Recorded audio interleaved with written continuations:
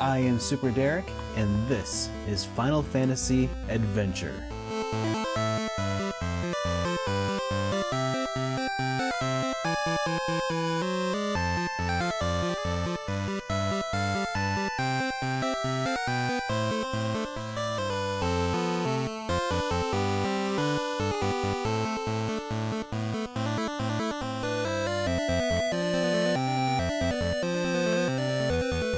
Following the successful release of Final Fantasy for the Famicom in 1990, designer Koichi Ishii accepted an opportunity to direct a spin-off series for the Game Boy.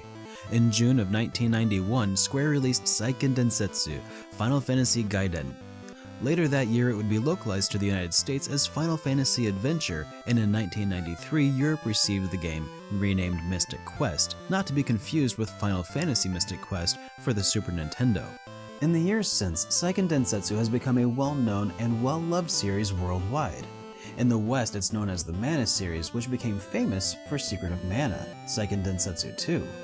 In fact, it wouldn't necessarily be wrong to say that Final Fantasy Adventure is Secret of Mana 0. In Final Fantasy Adventure, you play as Sumo, an escaped gladiator who was once forced to fight monsters for the entertainment of the Dark Lord of the Glaive Empire. Shortly after a daring escape, Sumo comes across Fuji, the last descendant of the Mana family who created the Tree of Mana, a source of peace and life in the world. Unfortunately, the Dark Lord has plans to acquire that power for his own ends, and only Sumo can stop him by becoming a Gemma Knight and wielding the legendary Excalibur. Final Fantasy Adventure is a pretty big adventure told with a tiny script, and while brevity may be the soul of wit, translations, generally speaking, aren't. And I think that the idea of the story is pretty neat. It featured some pretty dark scenes, but I think that the limitations of the text, as well as the characters' abilities to express themselves on the Game Boy's hardware, took a lot of the punch out of what could have easily been moving, tear-jerking scenes. The simplistic dialogue within the game also sometimes ruins a moment where silence. Good evening, everyone. We're going to get started here in just a few moments, but please, in the meantime, enjoy this review of Seiken Densetsu. But also because the existing space was utilized with all of the elegance and delicacy of a hammer. So I guess what I'm getting at is that if you're playing Final Fantasy Adventure for the plot, you'll probably be disappointed. But if you want to play Secret of Mana on your Game Boy, with the right expectations, you might be in for a treat.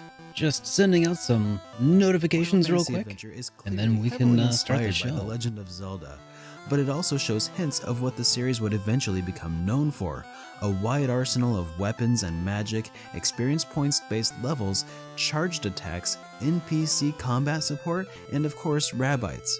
Actually, fans of Secret of Mana will recognize several enemies while playing through Final Fantasy Adventure.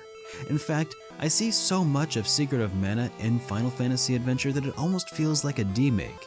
The team behind Final Fantasy Adventure clearly knew what they wanted to include in this game. Interestingly, Seiken Densetsu was subtitled Final Fantasy Gaiden. This game was considered part of the Final Fantasy universe, and because of that, we get to see Moogles and ride chocobos as well. There's really a whole lot of good in this game, but the hit detection is sometimes pretty bad. It's not uncommon to get near an enemy and get ready to attack, only to see that they've looked in your direction and have caused damage. It can be frustrating, but it's easy enough to heal yourself that I rarely died as a result of a lucky hit. Items and magic are mapped to the B button, depending on what you have equipped. So notifications have been sent. To restore some magic points to cast more spells, let's go ahead. You'll have to navigate the menu at least a couple of times. Let me get myself a drink real quick. Something to drink. I'll be back before the timer is done, and worst of all, we'll get going. Features another of the 7 deadly sins of gaming: unwinnable situations. About 2/3 of the way through the game, I was in the Dark Castle and ran out of keys right before the final boss there. I needed at least one more key to get to the boss. Unfortunately, sometimes doors that you unlock will lock behind you if you leave that room. There was no way to escape the 7 or so rooms that I was confined to, and none of the enemies dropped keys, and since I had already saved over my file, I was forced to abandon that save file. The only saving grace was that this game features 2 save files, and about 1/3 of the way through the game, I accidentally saved in a different spot. I was at least able to start over from 1/3 of the way through the game, instead of having to redo the entire thing. All in all, Final Fantasy Adventure is only about a 15-hour game, but for those interested in playing through it, be sure to learn from my mistakes and use both save files to keep yourself from getting backed into a corner. Final Fantasy Adventure is actually a pretty good-looking game. I haven't played an original Game Boy game in literally years. Game Boy Color, sure, but not the old gray brick, so I wasn't really expecting much in the way of graphical fidelity, but I have to admit that I was really impressed. The world was designed clearly enough that enemies were still interesting and detailed, and because everything was in black and white, all the sprites looked super sharp and clear. The soundtrack to Final Fantasy Adventure was surprisingly good, and it reminded me of Capcom's Sweet Home. So much that I actually decided to look into it, and as it turns out, they were composed by 2 completely different people. Dang it. Oh well, regardless, the game sounded amazing, and it really shows off that Game Boy's signature sound chip. Loose copies of Final Fantasy Adventure ought to be able to be picked up for between $10 and $15, though there aren't really a whole lot of copies out there, so getting them at a good price might take a bit of patience. Since the release of Final Fantasy Adventure, Square has gone on to release several entries in the Mana series, some of which were outstanding, and others, well... We also got a remake in 2003 for the Game Boy Advance called Sword of Mana. It featured several updates and changes. Alrighty then. We'll talk about that next time on the Game Oh, did I Collection. time that perfectly or not?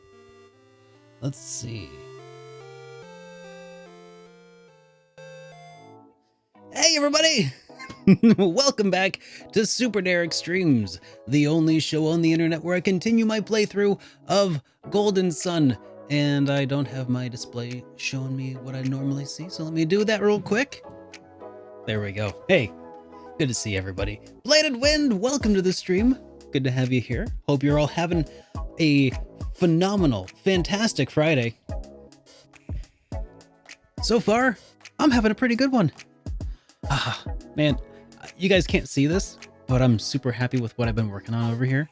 This is like my all-in-one, just like put my console here, hook it into the thing. It's hooked into a switch, it's hooked into a scaler, and it's sending down through, I don't know if you can see this. This is a patch panel that goes down to the basement. Wow, it's so cool. It's super, super nice. My computer is actually down in the basement. There we go. Doing much better now that you are 2 weeks away from your hernia surgery. Oh god, no. Bladed Wind.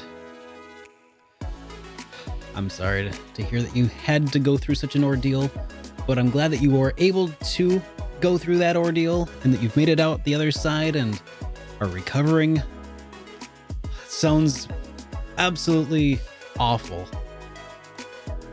Hey, bar taker. No, not bar taker. Bakatako. Bakatako. Bakatako. Ooh. Welcome to the stream. I've been pretty good. How about yourself? For some reason, I thought so. There was another person who was named bar taker, and the green on the white background made it hard to read. So, my bad. But I love Bakatako. Good old crazy octopus, eh? Been doing pretty good yourself? No worries. Awesome. Well, I hope you're having a fantastic Friday yourself. Let's see. First things first, I have oh, yes, I am a cultured weeaboo. So first things first, I will not be streaming on Monday, unfortunately, because of Labor Day weekend, sort of in a roundabout way. The opportunity has presented itself that my DM for D&D decided that we'd have a fireside session of D&D on a campfire out on a campsite. So it sounds like that's what I'll be doing on Monday night. And I apologize for leaving you, but hey, I will have a reminder going in the chat every 30 minutes, so hopefully people will be able to see that. And yeah, Yeah, I think it'll be a lot of fun. And hey, welcome to the stream, Lucio Rifa. I'm sorry if I'm butchering that, but if you want to let me know how that's pronounced, please do, and I will do my best. Hey, how's it going? Greetings from Mexico. Greetings. Good to have you. Always love hearing from international viewers. That's so cool. Never apologize for enjoying D&D. Well, I've been enjoying a lot of D&D. Man, have you guys been watching Crit Roll? I don't know how many of you guys actually watch Crit Roll, but Amy and I have been making a habit of watching this new campaign weekly as it airs. Well, not live, but after the fact. I've been spending so much time watching D&D, and I feel a little bit bad about it. Hey, Zoda, welcome. Good to see you. Welcome to the stream. First time viewer. Awesome. Good to see you in the chat here. Really enjoy your content. Well, thank you so much. Excited for Soul Hacker stream. Yep, that's coming up next. Right after we're done with Golden Sun. And Daddy Provolone. Good to see you. Man, I bet Daddy Provolone's got some cheesy jokes, eh? Some cheesy dad jokes. Okay, that might be a bridge too far. I feel bad. D&D is awesome. Dude, so every episode of Critical Role is about like 4 hours long. And we're like watching like episode 30 now, 31. I don't want to do the math to find out how much time.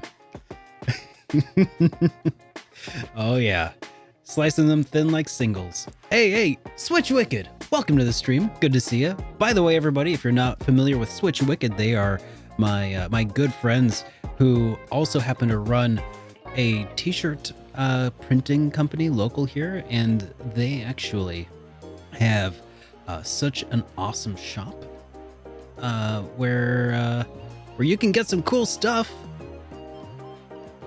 like this very t-shirt that I am wearing. In fact, this SuperDerek logo tee that I love it. I love it very much. The Hype Responsibly t-shirt and our Hit Point podcast logo t-shirt. Good to see you guys. Dana Nash, thanks for joining us. They say that they like to print a lot of the shirts that they do jobs for, and while I stream, so I'm looking like a swell guy. Oh, thank you so much. All right. Hey, I think that's about it for all of the beginning pre-ramble that goes on before streams. So let's actually dive in and do a little bit of golden sunning, eh? Let's see. I think the button is... Here we go. All right. Golden Sun, The Lost Age. Now, where we left off, we're about 4.5 hours in. We have about, is that 6? Yeah, that's 6 of the Jinn so far. You haven't seen Golden Sun before? So we're playing Golden Sun, The Lost Age, which is the part 2 of the duology. And when last we left off, we just defeated this giant scorpion monster thing, and we got a new ability. Am I using a wireless controller? No, I'm not. This is a wired Super Nintendo controller that then connects via a RAFnet adapter, this little adapter that converts it into a GameCube controller. Yeah, it's a lot of fun, and it's complicated, but I actually have a whole video talking entirely about my Game Boy Advance capture setup, which you can find there. Where I have a whole video talking about it. So if you're interested in recreating this sort of setup for yourself, I've done the research, so you don't have to, and I've come away with something really nice. Awesome. All right, so if you're new to Golden Sun: The Lost Age, or Golden Sun in general, it's a really kind of PlayStation 1 style RPG that has a lot of item-based puzzles, kind of like Zelda games in that. Except the items are not consumable items like bombs and bows. They're more like spells, like pound and lash here, which you will see shortly as we play the game. It is pretty neat. That said, it does also sometimes go a little light on the story side of things, but maybe that was just my experience with the first entry, because I'm hoping that they really hit the ground running soon.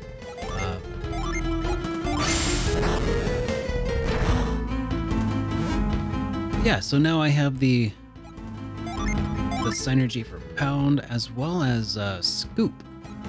And scoop I think is going to be interesting because I can't always tell where I'm. Okay, this seems like maybe, is this a scoopable spot? No, not quite. Okay. Well, anyways, we just acquired scoop, which means that it's probably going to be important in the very near future. So maybe I should map it to a hotkey. Okay.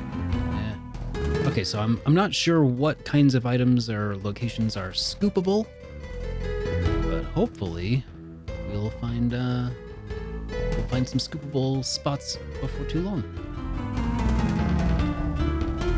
Now, I think that there was a side. That's right. So we were in this desert because we were hunting down the mayor, or not hunting, but we were tracking down the mayor, who is in turn hunting down the pirate who sacked the village in order to clear the name of somebody who I suspect will become our fourth party member, I think. Oh, here, I should probably zoom in a little bit. Zoomed out a little bit there.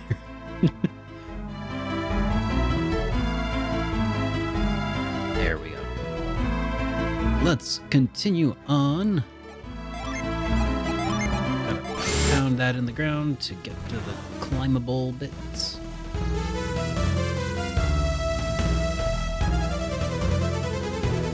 The fourth party member is the friend we made along the way. Indeed.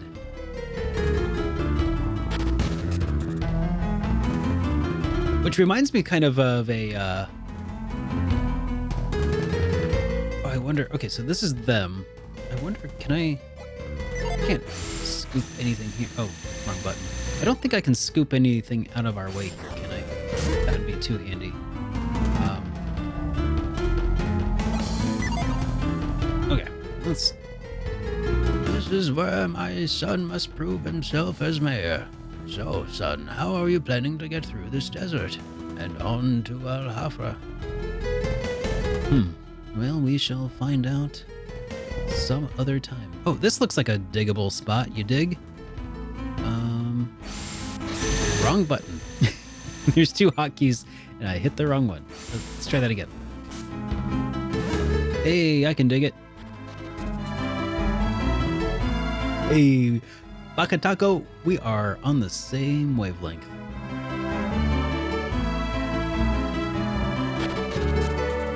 This is where we come for dad jokes, by the way, guys. For all the newcomers here, actually, we have an app for that. Let's see. Dad joke, here's one as I... Oh! Does this mean Tread! that you like me? Thank you so much for that continuation of 2 years of support. Holy cow, dude. Thank you so much. Very much appreciated. But anyways, yeah, we have an app for that with the old dad joke command, which you can feel free to abuse to your heart's content.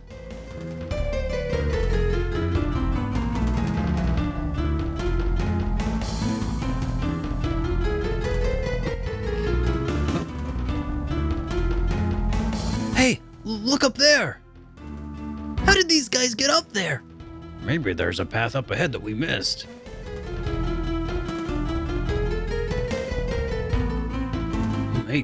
maybe we can get through this desert after all. We can find a way through to Al Hafra. I don't care where we go, as long as it's cool. Hey, I found it. I found a way through.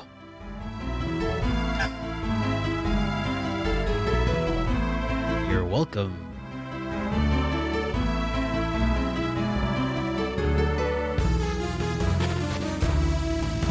Alright, then... anything over here? This looks scoopable. But it ain't. Not really.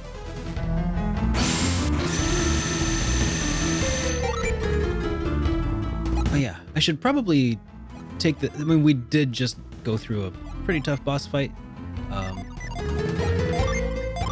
should probably heal everybody. I mean, we're not all quite on death's door, but...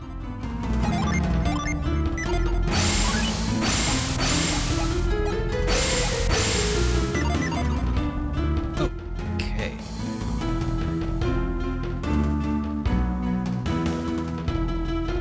What is this? This looks, nope. Non-interactable, okay. It looked like a thing. This looks like even more of a thing. Oh, holy cow, that's a bunch of money. That's cash money, yo. Okay, so I suppose that the things that are in fact diggable will be telegraphed in a very obvious way like that.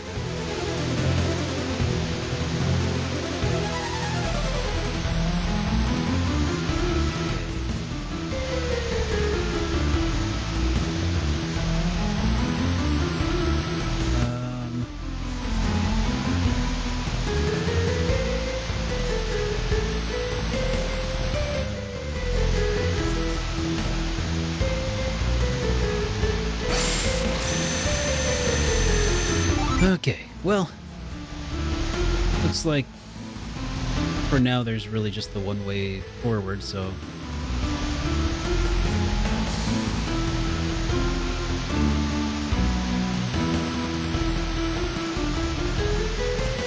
I guess we'll just let the sands carry me where they may.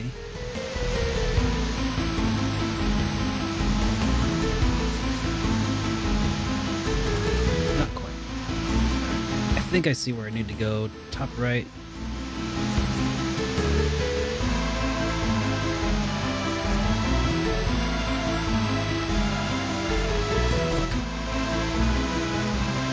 Hey, Gush on Games, good to see ya. It has been a while. How have you been? There we go. Hey. Felix gave a hard nut to Jenna.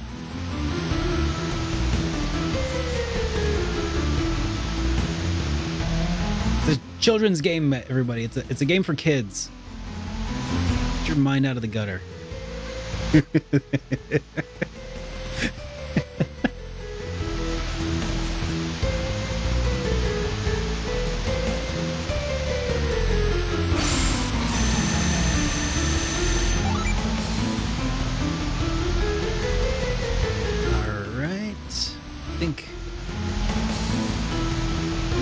Nope. Shoot. Crud. Wait. I can do it. Almost. Okay, so maybe if I come up here, assign synergy point to L1, or just L, I guess. There's no 1 or 2 about it.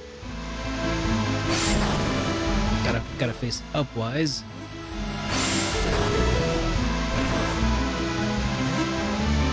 There we go. Got it. Hey, got a blow mace. Alright.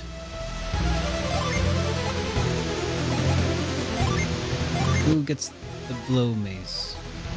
That's a pretty substantial upgrade for everybody involved. But we'll give it to Sheba because she's got the worst attack. Hard nut and a blow mace. This place is full of double entendres.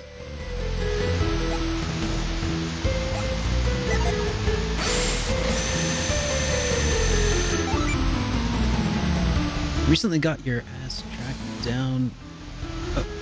Got off my ass and tracked down some games I've always wanted to add to play. Awesome, dude. Glad to hear it. I misread that sentence at first that said you got your ass tracked, and I was like, somebody stalking you? Did they put an air tag on you? Oh my god.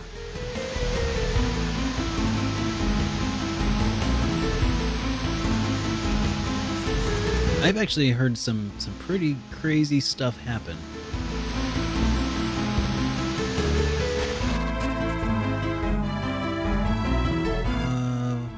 Let's see.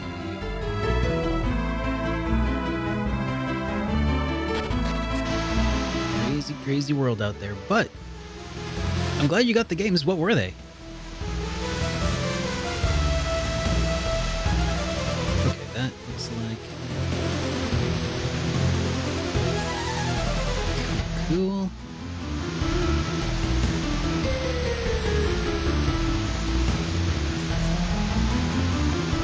Okay, this one doesn't seem passive. Okay, that's a one-way.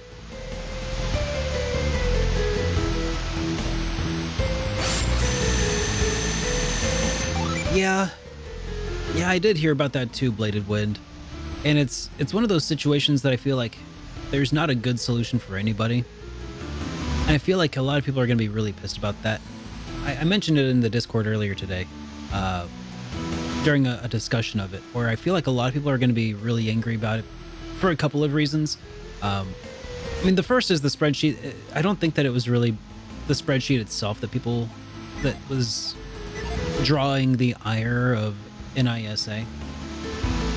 I think that the fact is that there was another app that was doing the text overlay using that spreadsheet, and they couldn't very well DMCA the app, the text overlay app, right? Because it didn't have any of their copyrighted material. But technically, translations are a derivative work that do fall under the purview of copyright, and in order to protect their rights to the IP, I think that it was something that their hand was probably forced on this matter. Because copyright's weird. If you don't enforce your copyright on things, and assert your copyright on things, then it has strong legal implications. Like, you can actually lose the rights to the copyrighted material, and it can in fact become public domain if you don't assert and use your copyright enforcements. So it sucks, but there's not a great solution to that. Hey, John, good to see you. Thank you for the raid, sir. Welcome to the stream, buddy. How have you been? But also, I feel like there are some people who are going to be really angry about this regardless. And I feel like that's especially because they had just and are still in the process of continuing to work with the Geofront team on their fan translation and making that publicly available, you know? And so I feel like a lot of people are going to be very pissed about that, because it's not just corporations being corporate, you know, like it's easy to dismiss that when you're like, oh yeah, it's Sony being Sony, you know, it sucks, but I mean, in this case, it feels for a lot of people probably a lot more like a betrayal, you know? Yeah, it's just not a good situation all the way around. And I feel like they probably had to act on this specifically because, like, with the Geofront team, they were doing localizing games that had been out for a long time, and, you know, it just didn't look like it was going to be a possibility. You know, they were taking matters into their own hands for what appeared to be an abandoned project. But I mean, this is a sort of situation where it's clearly not abandoned.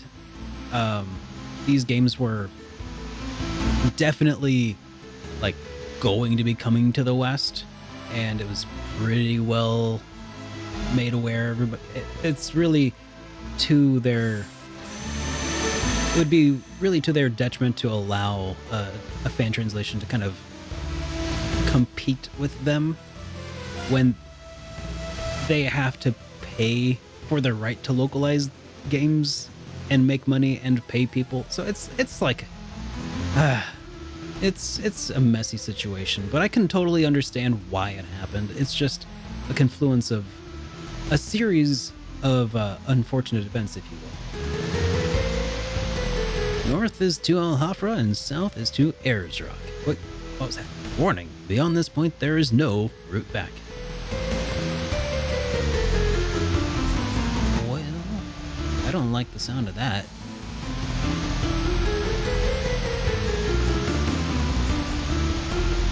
Yeah, exactly. Like, generally speaking, I'm also all for fan translation projects and stuff. Generally, but if you are like making a translation in direct competition with an official localization that is in the works and known to be in the works, I think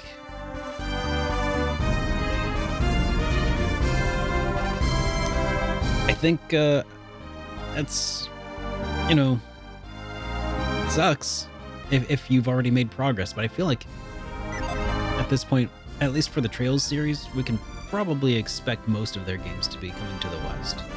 And that the Geofront situation is probably really just a one-off because that was the one, or in I guess a couple of cases, the few that weren't likely to be localized regardless. It is complicated, it is messy, and there's no perfect solution to it. So yeah, I think that's probably something Baku and I will also talk about on Hit Point, probably, because I suspect that that's going to come up during the community news towards the end of the next episode.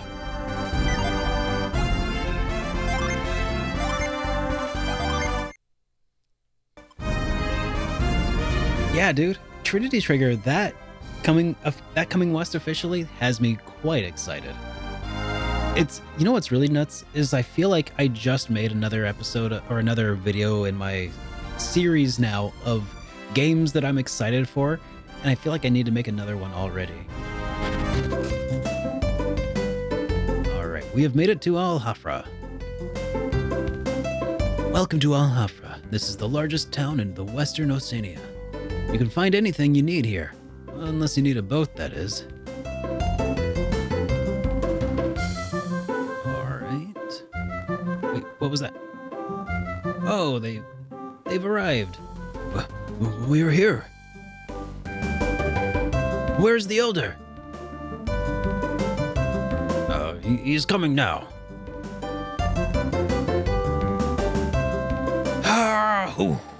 Are we here?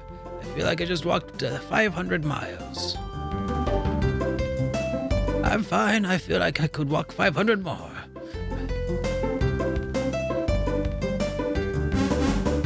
So, is this Al Hafra? Madra's a pretty big place, but this town is huge. We didn't come here to Al Hafra to shop, Mr. Mayor. We're here to bring in Biggs, the Champa.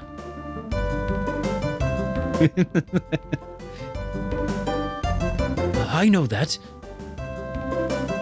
Then we should go straight and speak with Al Hafra's mayor.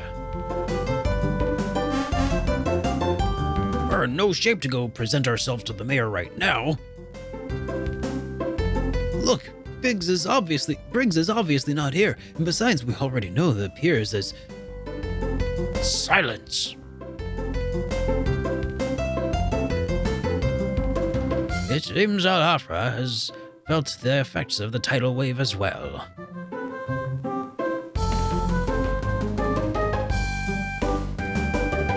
It looks like they suffered a good deal of damage. That would explain why Al Hafra doesn't seem to have any boats for sale either. You know, just looking around, I get the impression they only had one boat to begin with. So, if you really needed a boat, the only way to get one would be to steal it. But wouldn't that cause quite an uproar? Which means the pirates must still be here, trying to get a boat. So, you think we could actually catch up with Briggs? No doubt about it. That's why I want to meet the mayor of Al Hafra before the Champa steal the ship. Oh, yeah. I guess I see it now. In that case, let's go to Al Hafra's mayor right away.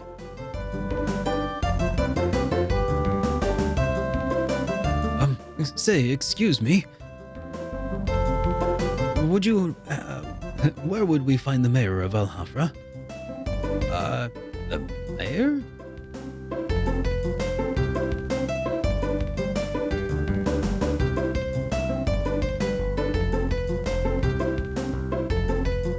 What an entourage.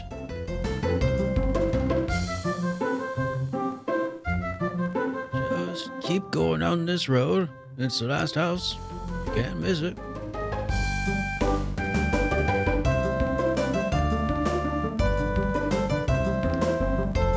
Alright. What's in the well? Doesn't get a whole lot of use. Guess because it goes so far from the main part of town. Oh, well, that's great. Now, what's up with this guy in a headband?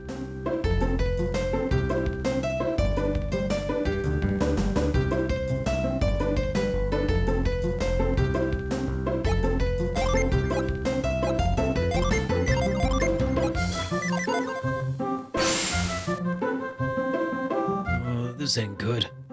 That guy looked like the mayor of Madra. He must have come here looking for Briggs. I'd better go tell the others. What's your problem? Are you some kind of freak? Well, what? You got a problem with me?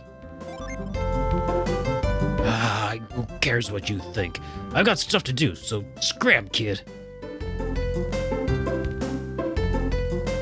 Where was I? Oh yeah, I was gonna tell them about the mayor of Madra. Oh hey.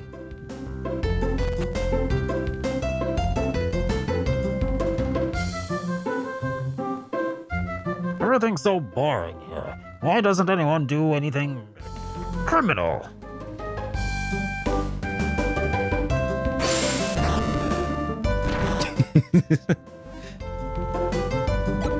Well, I tried.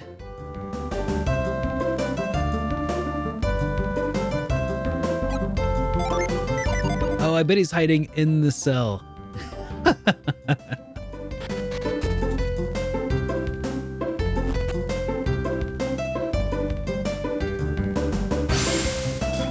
I don't know why there are so many outsiders in Al Hafra now, but it's bound to mean trouble. Trouble, I say. Those men didn't look like they were from Oceania. I wonder what business they have in Al Hafra.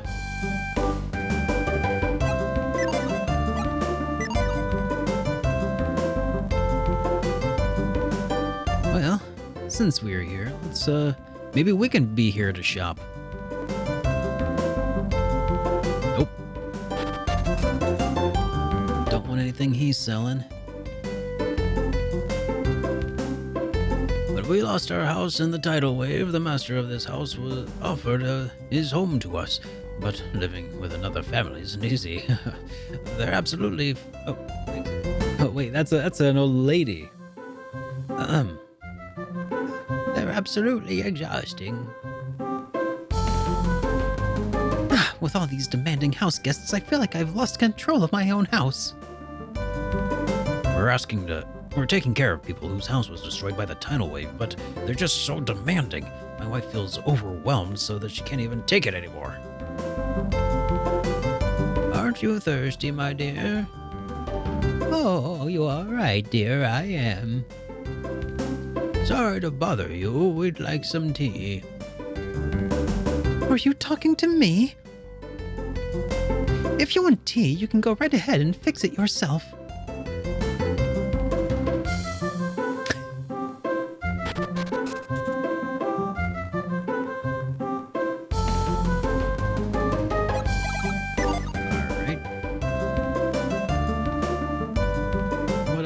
Who else have we got here? We got guests at the end, maybe?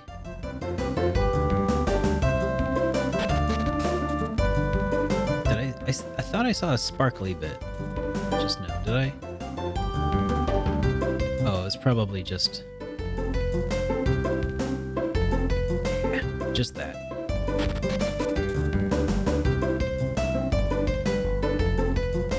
So, you've finally come.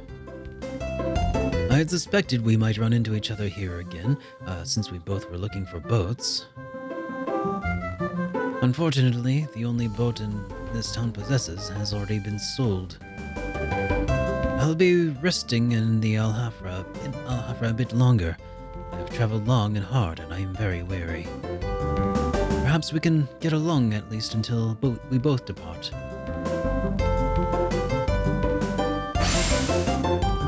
Really, I do wish you would quit using your mind read on me. Trust me, my thoughts will become all too clear in due time.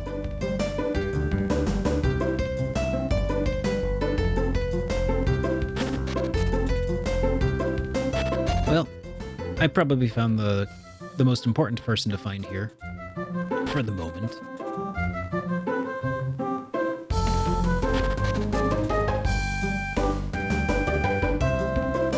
Alright, well, maybe we should go take a look at the mayor.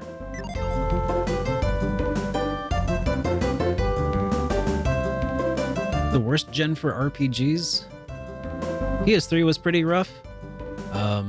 Probably depends... yeah, PS3 gen, because the Xbox 360 was also pretty crap. And Nintendo... what was Nintendo doing during PS3? Wii? Yeah, PS3, Wii, Xbox 360. That was a very dark age for RPGs, I think. Generally speaking. There were some standouts, but they stood out because there was nothing else around them.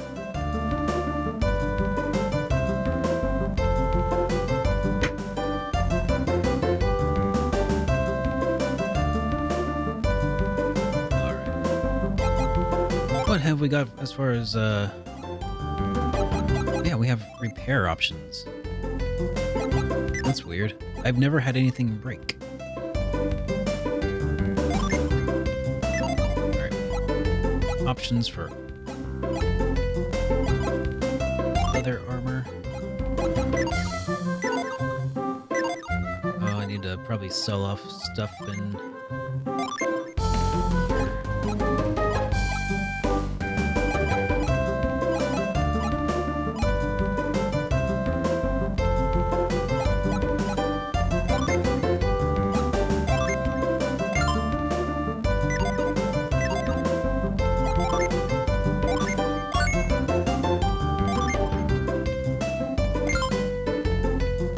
You know, it's kind of interesting. This game has a very similar equipment purchasing, buying, and selling experience as Earthbound, which is great. I wish more games did. Hey, Darth Taco! Thank you so much for those 500 bits, kind sir. Welcome back to the stream. It has a very similar buying and selling system to Earthbound, but... and it's a pretty big but. It has the same exact drawbacks. Like it's got a very similar, extremely restrictive inventory system.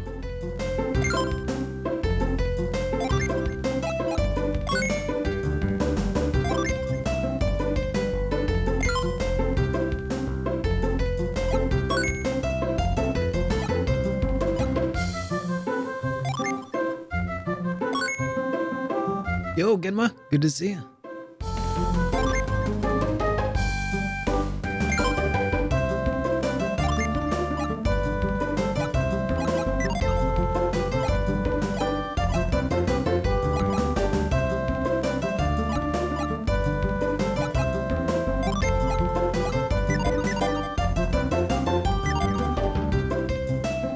All right, how about fine weaponry?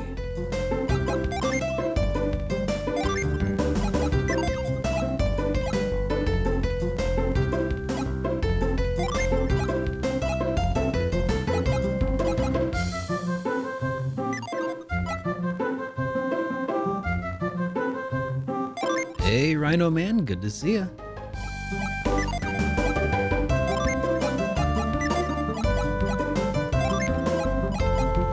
Alright. Looks like we're probably okay here now.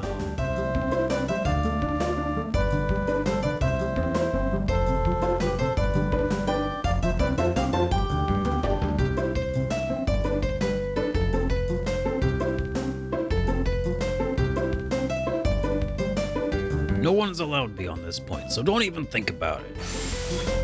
The mayor said no one goes through, and I mean to make sure no one goes through.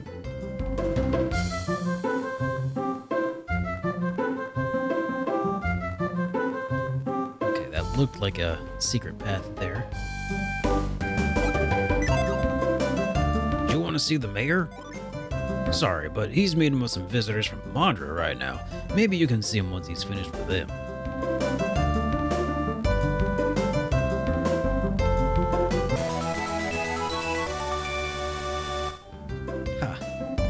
They should have been watching those boxes.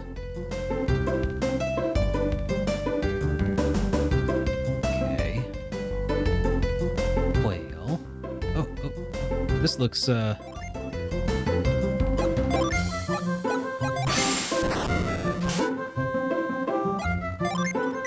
Okay, well it looked important. It wasn't though. Okay. Alright, let's see if we can, let's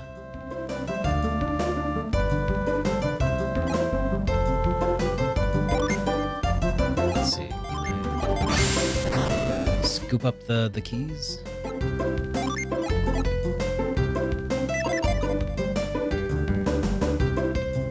Okay.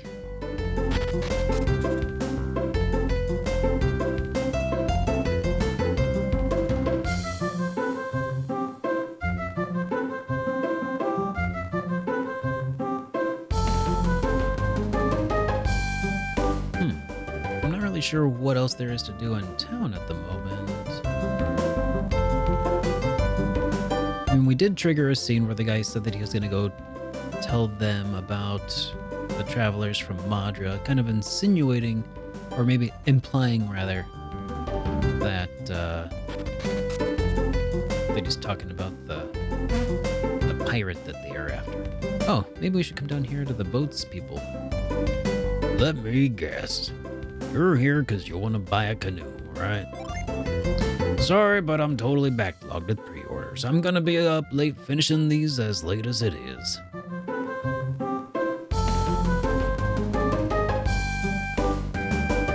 That boat on the wharf used a sail, so it's more efficient than a galley.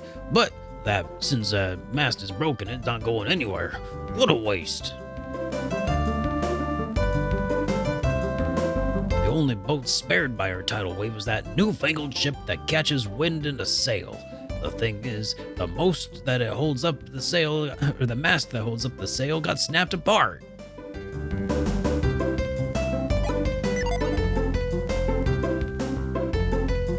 We've had lots of strangers coming through here lately.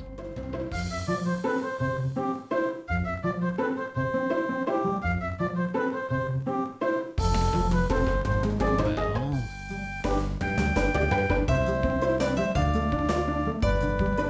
Is this just an exit? No. Okay, so there's a whole other district in town, Eastern Alhafra. Okay, and this is where that other boat is moored.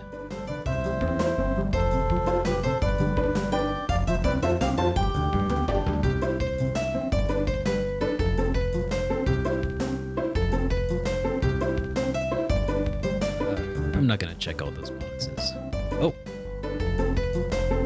the mast just won't budge, no matter how many people we get to help us.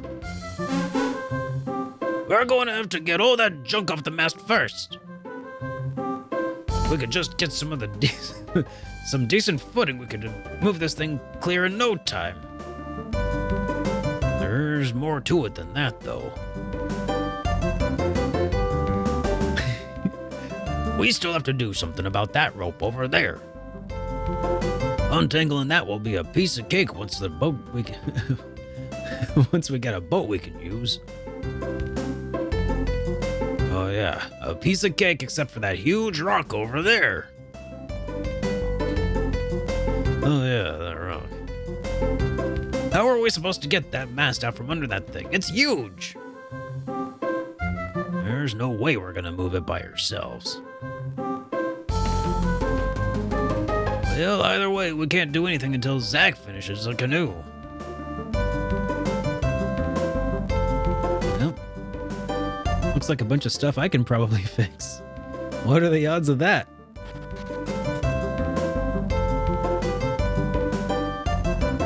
Alright.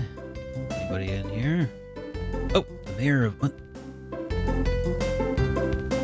Yours... what is...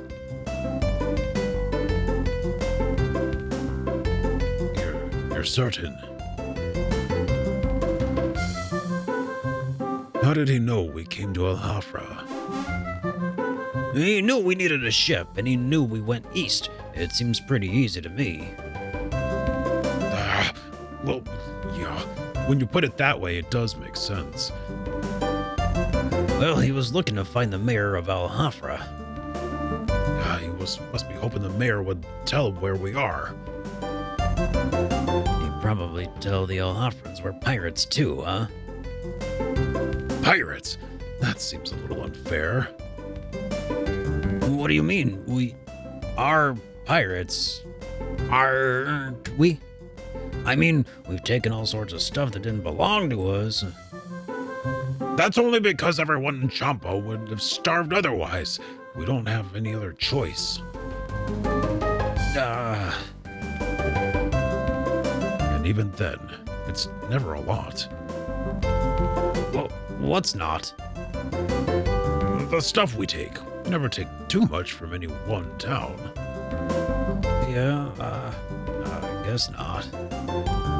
And what do you think that is?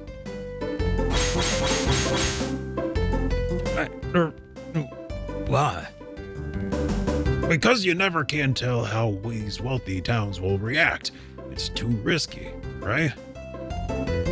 Hey, yeah, which is why we didn't steal anything from Al Hafra. Right. That's why we just avoid the risky towns and just take out what we need from the others. See, that's why you're our captain, Briggs. You've got brains coming out of your ears. There's nothing brainy about that. Did you hear that? It sounded like a girl. Who's out there? What do you think you're doing? Don't you know that someone has been falsely imprisoned for your crimes? What's your point? You have to come with us and attest to that man's innocence. And why would I want to do something like that? Oh, I was hoping we could avoid any ugliness, but you gave us no choice. We'll bring you in against your will if we must, but either way, you're coming with us. Isn't that right, Felix? Good for you. Let's teach these guys a lesson. You don't stand a chance. We're hardened criminal types. We eat punks like you for breakfast.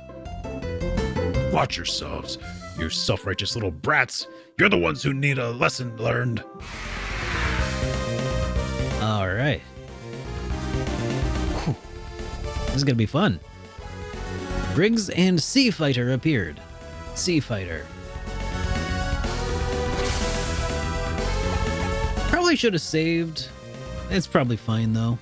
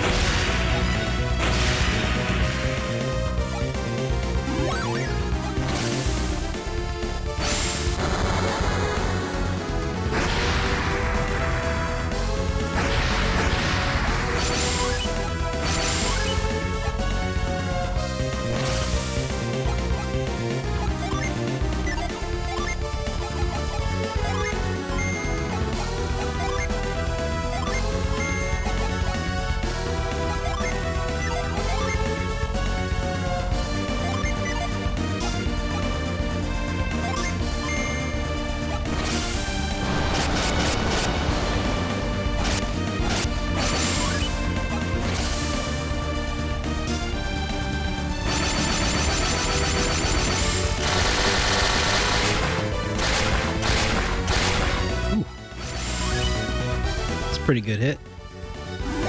Oh, maybe I should record some of this.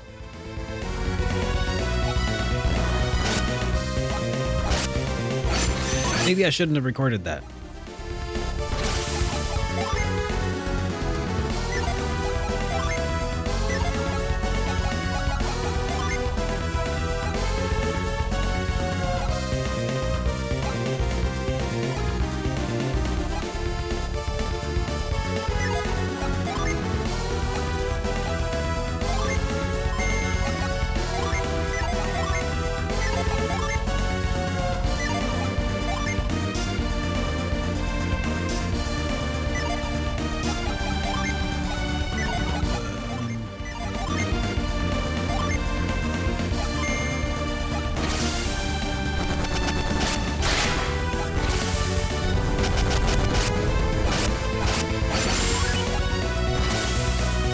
Maybe this is a scripted loss.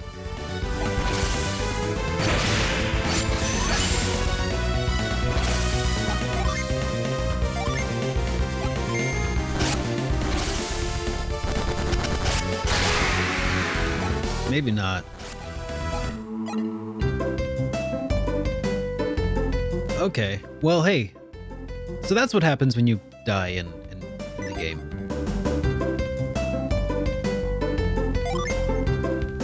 Alright. First time I've died in a Golden Sun game. I think.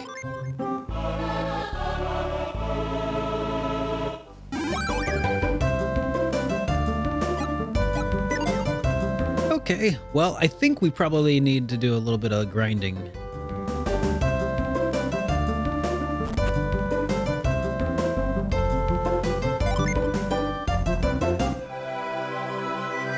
It's the reality check boss of the game. Yeah. Oh, yeah. I mean, of course. But of course. Oh, you know what? I need to double check something. Because...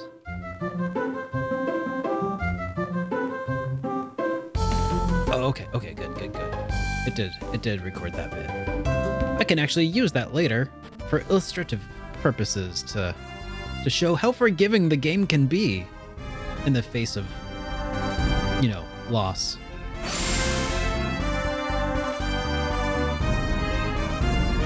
Yeah, I was thinking maybe I'd try searching around for Jinn in the area.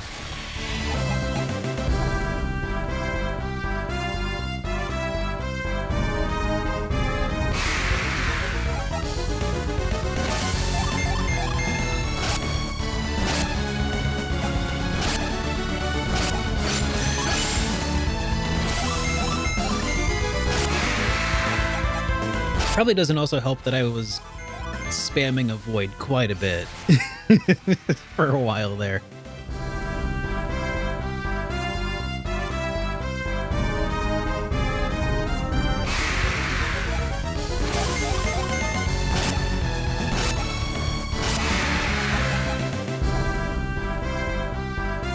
Anybody know what the recommended level is to fight that guy?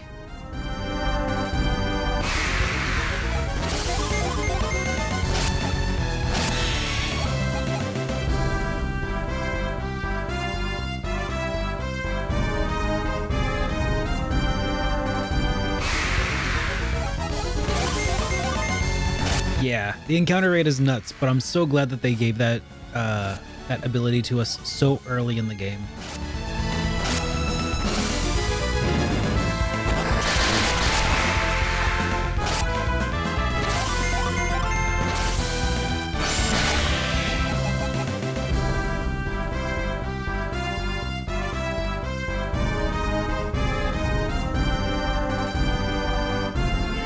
Much more on the continent than just the desert and the town. I bet so.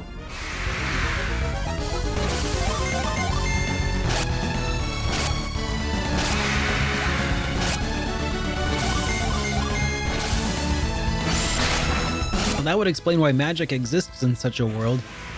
I believe encountering monsters every few steps would be enough to thoroughly ensure that natural selection demanded the evolution of magic for anything to survive.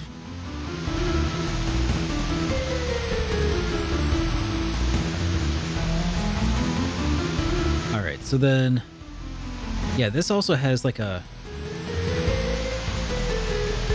one-way exit through here. We'll check this out.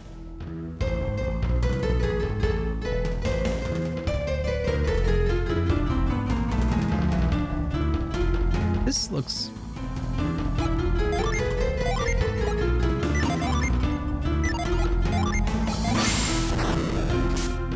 You know, some D&D campaigns are very combat focused, and that's not necessarily a bad thing.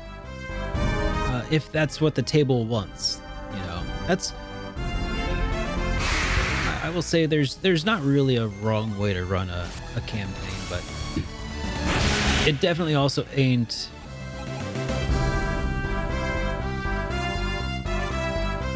It ain't, what I seek, personally speaking.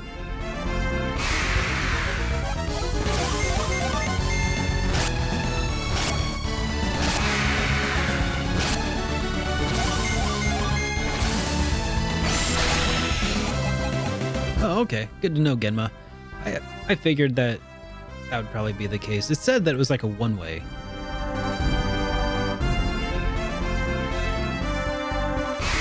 YouTube channels that read off RPG horror stories?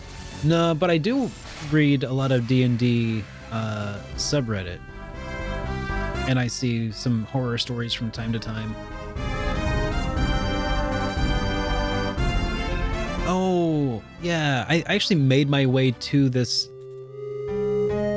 I didn't go in here before, but I saw it. I was like, this can't be where I'm supposed to be yet. And so I turned around and left. So I was like, I'm looking for the pirate.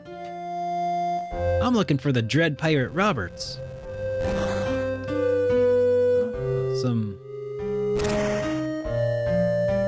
Oh, that's a one-way path, eh?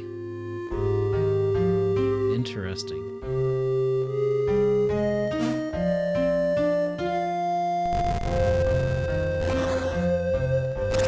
Yeah, another one-way. Hey, Ciliamos. Welcome to the stream. Oh. This screams to me that I should record.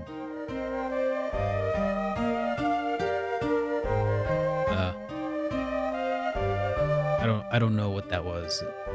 Oh, okay. It's wolves. What was that?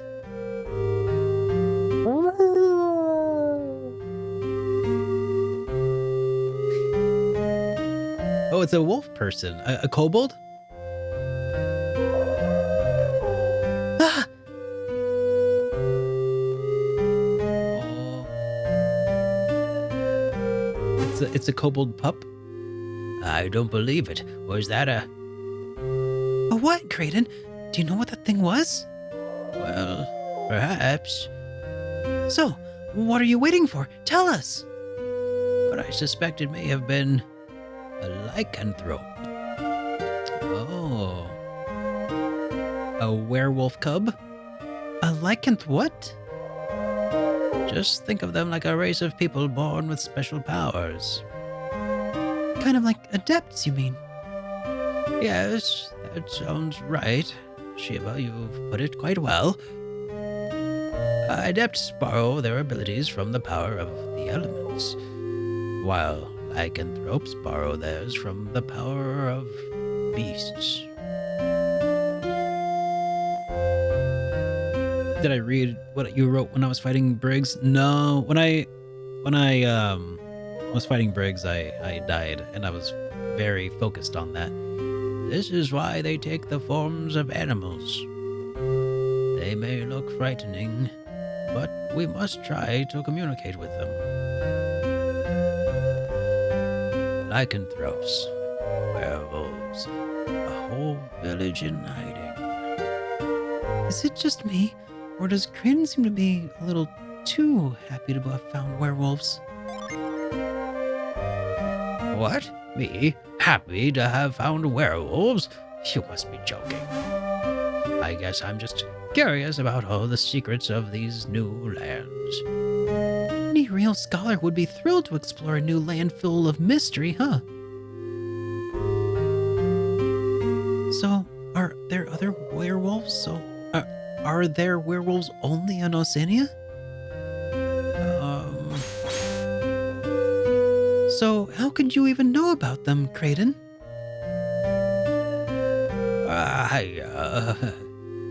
Yeah, that is weird. All right, so I lied. I'm glad we found werewolves. There, are you happy?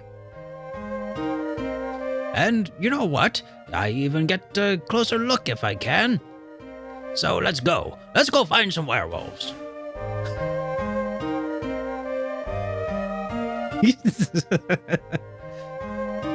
Oh, look at that. I love the slight, subtle parallax on the moon as you move from side to side. That's cool. Subtle.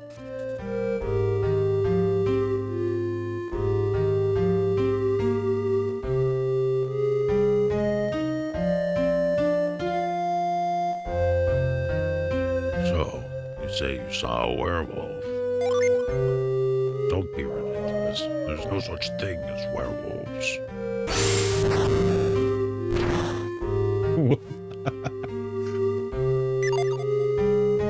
Of course not. You should know there's no such thing. Not here. It's a grim luck that brings strangers here to the gloom of the full moon. Good evening. Forgive me for not taking my hood off. I just don't care much for the full moon's light. Such gorgeous moonlight. If only I could take off this hood.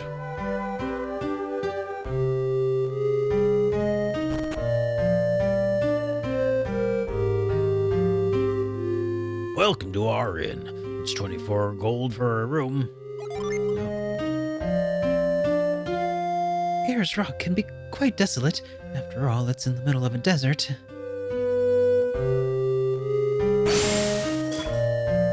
only rains a few times a year there. Ayers Rock is a desert, so what else would you expect? Most people see nothing of the true Ayers Rock. Our current guests only saw the wind and the dust.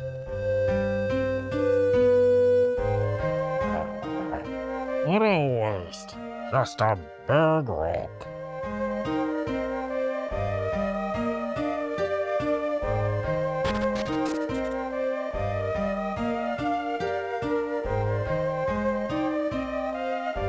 You there. Strangers should not go about at night. Guests are welcome in Garo, but they do well to stay in at night.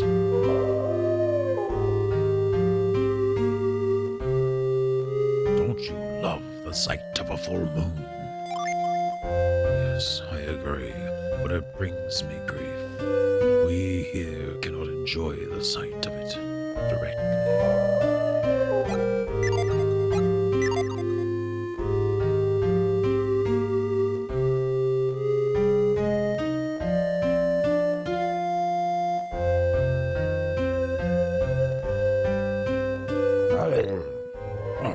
Whoops. I was just calling my dog. Sounded good, huh?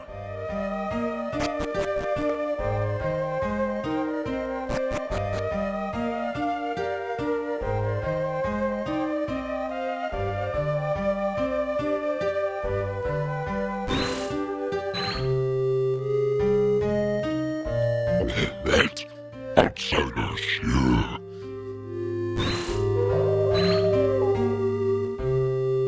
Oh, that was,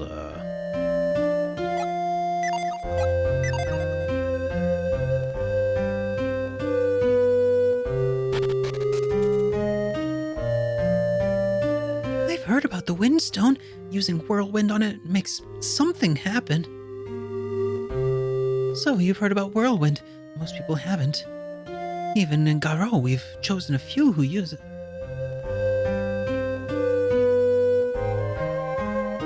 The voice does not fit him. What voice does not fit who? Garo exists to protect Air's Rock. In exchange, we gain its powers ourselves.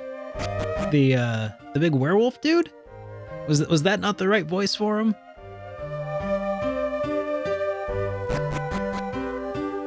Was that? I was going for something a bit more wolfy, but I don't know. Maybe.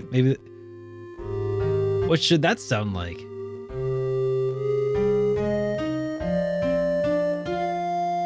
I want to do a good job. Let me know. He looked like a buff werewolf dude. Less deep.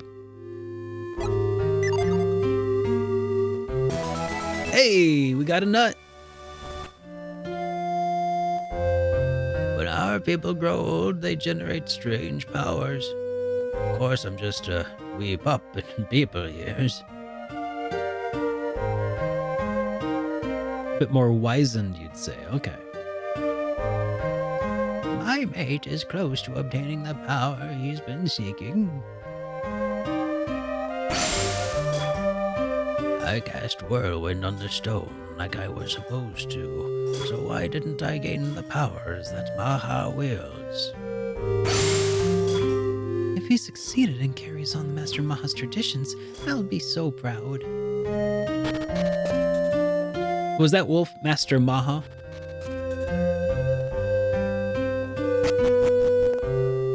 I wonder if Maha is like a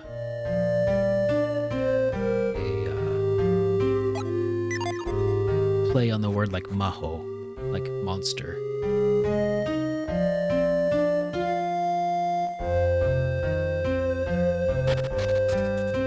Okay, is this Garo's rock? Is this the rock that they're saying?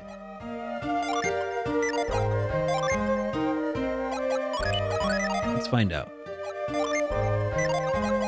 Maho's more... Yeah, you're right. Maho is magic. Monster would be more like Mao.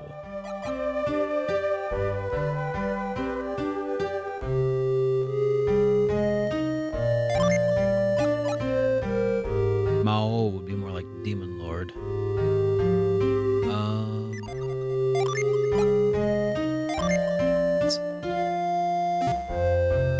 There. Now, Whirlwind.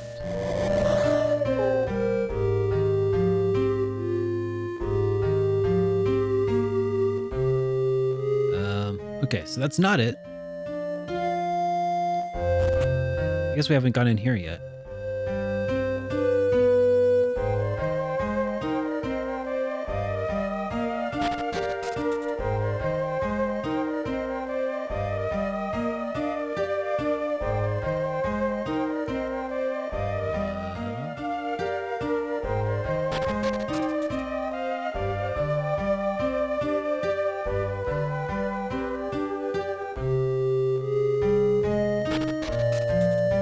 Is there a different exit to the south from here?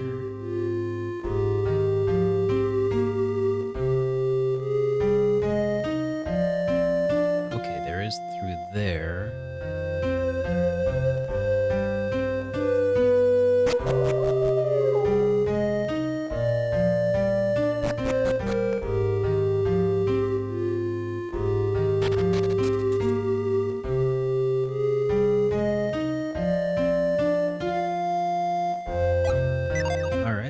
I do accept warnings. There is a dungeon in the middle of the desert. Across the bridge you passed earlier. It's a good dungeon, but it's really low. Okay.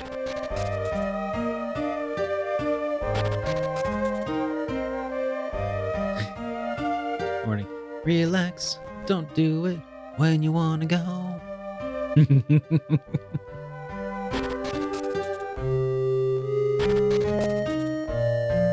Unhealthy lung. Oh geez, okay. I was thinking, hey, that might be enough to get me leveled up to fight the Dread Pirate Roberts. Or whatever his name was.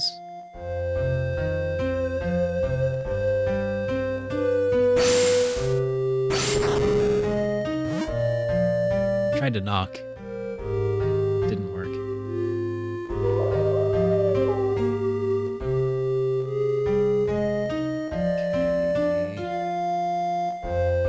Okay, so there should be maybe another exit to the southeast.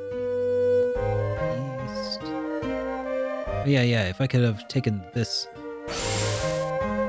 There's probably something extra.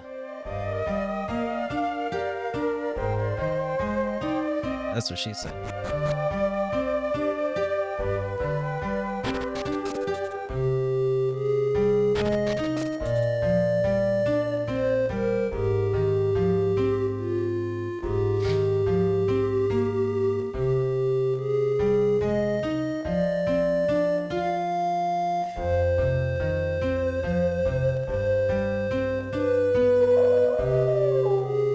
All right, I'm running out of ideas of what I'm supposed to do here.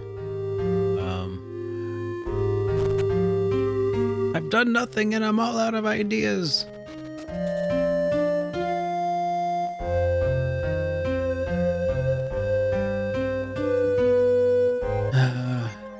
Okay. Is there not really much of a plot point to follow just yet? Okay, well. All right, well maybe we should check out that other dungeon then. Yeah, we had a little bit of a discussion about it earlier today, Soul Reaper.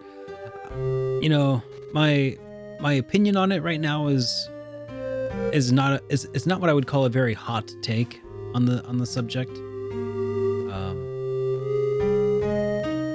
You know, I feel like there's likely very good reasons that they did what they did, but it sucks for everybody in the meantime.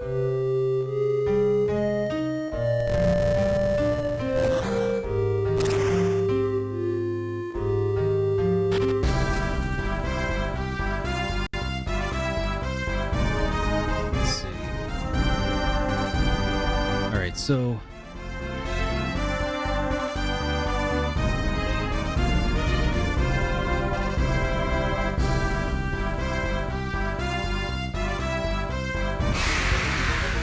really remember where that dungeon is that I'm kind of looking for at this point, but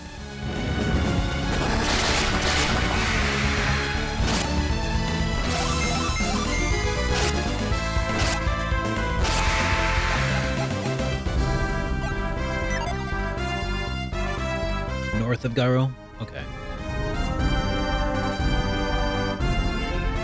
All right. Well, what do you guys think would be the best thing to do to level up generally for Briggs? Should we take on that dungeon at least for a couple rooms and grind there? I'm guessing that would be a good place to grind, right?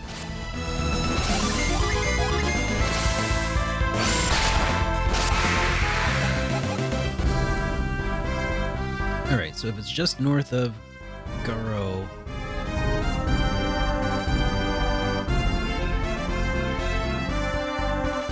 this desert area.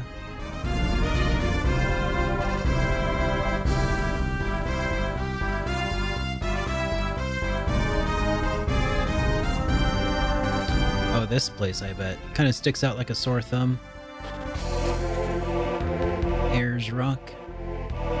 Beware of the windstone. The stones magnify the power of the wind. Use caution when approaching the Ayers Rock.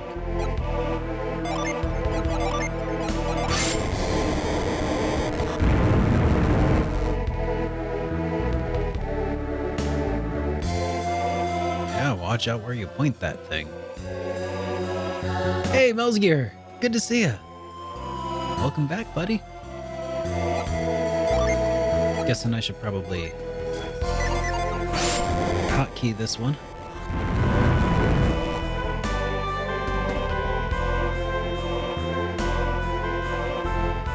Go.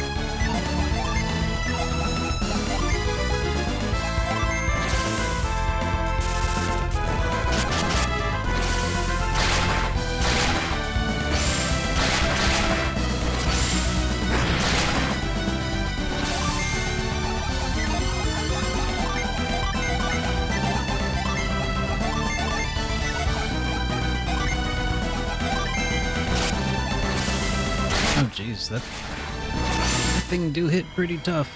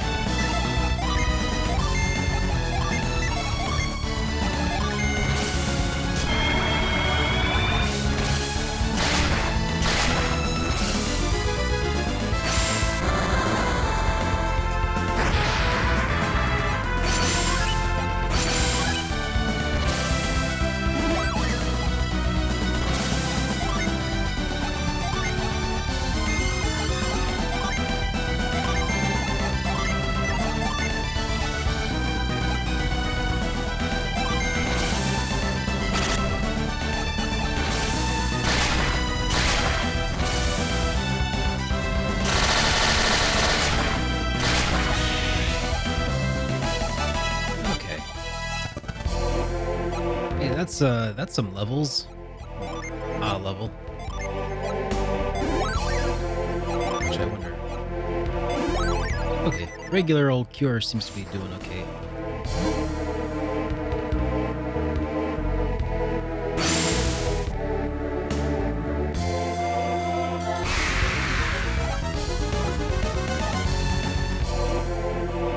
Oh, I suppose grinding is part of the reason I came here. Maybe I should fight more of these guys.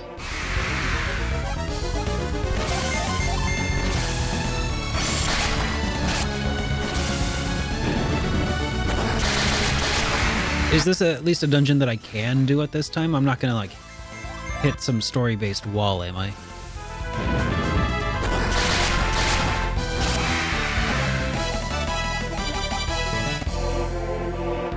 Cool. I assume that's a yes, I can do it. Okay, sweet.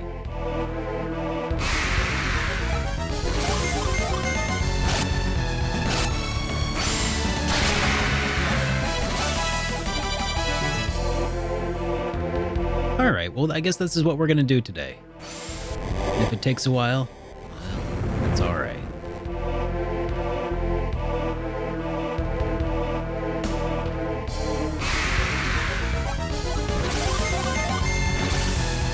That's an interesting looking, what is that? A harpy? Yeah, it's a weird old harpy.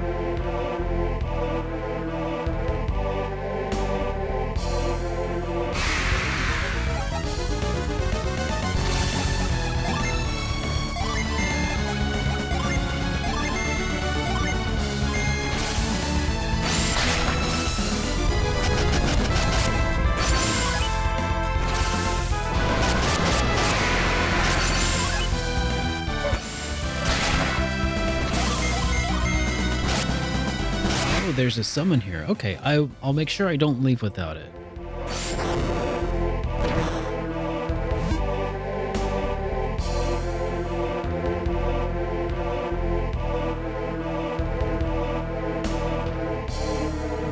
Okay. Is there a drop down?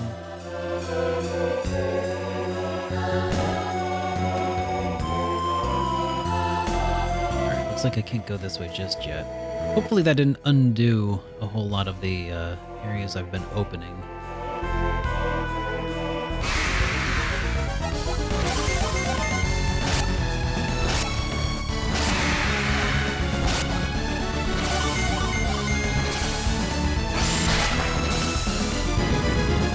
Okay.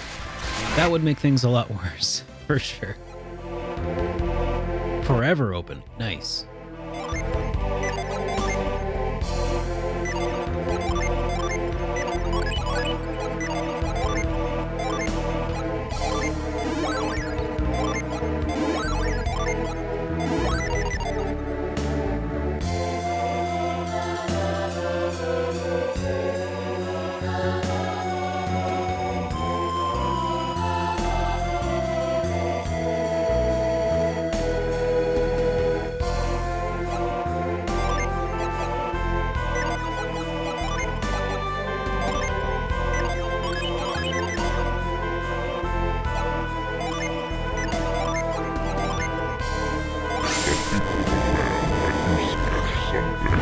Oh!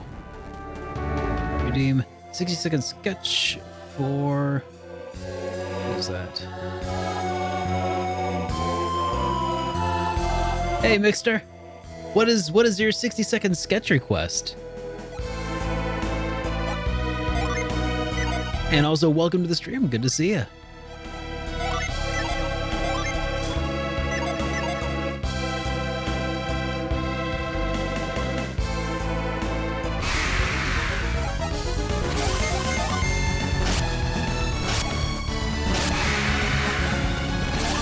Can infinitely get a sword from the final dungeon. That sounds both fun. You don't know. Okay. That's all right. Well, we don't have to do a 60-second sketch, but welcome. It's good to have you here. And if you do think of something, throw it in the chat and I'll make sure that we do a 60-second sketch of it.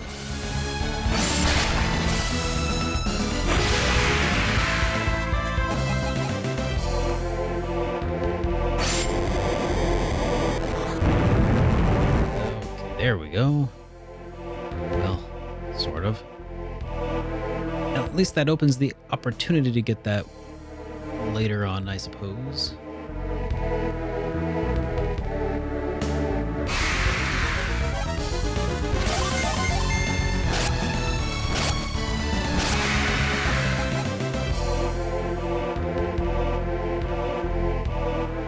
Except I think there was still a...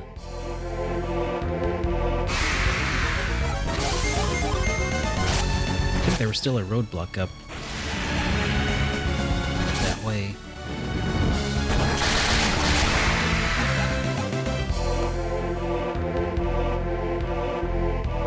Oh gosh, really? Okay. I mean, I was gonna say, it sounds like the kind of thing that like could be fun, but also with the way that the inventory system sounds, like I wouldn't want an infinite number of swords, I think. And like inventory space is already pretty short as it is.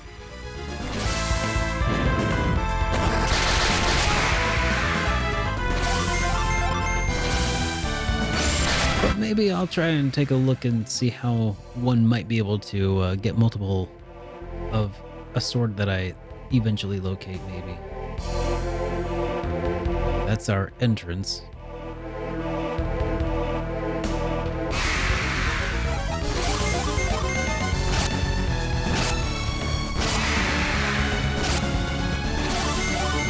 Yeah, me either, Retro Brew. Mostly because I've never played this game, at least, but...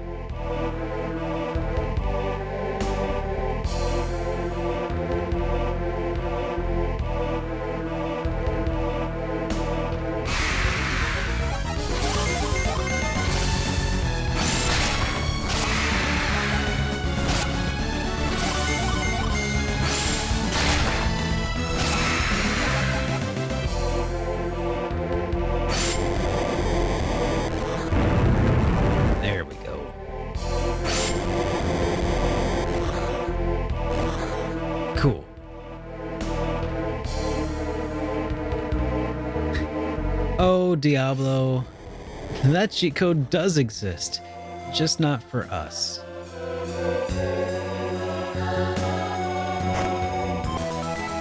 Hey, we got a cookie.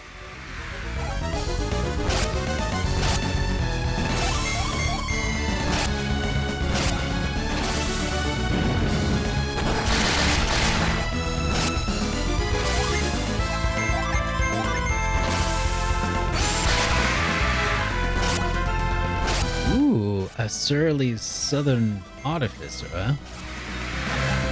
Are you playing as a cowboy by chance? That'd be pretty interesting.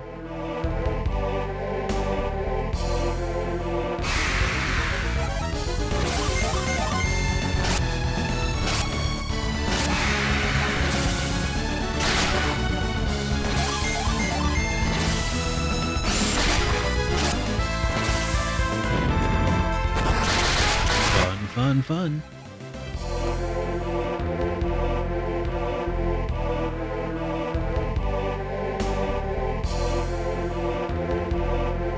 Looks like a Wild Arms character.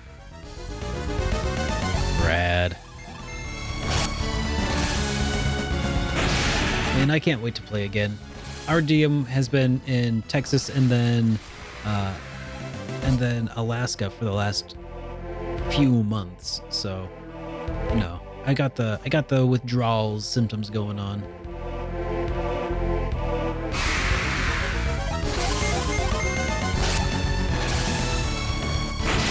Depends on the Wild Arms character, Diablo.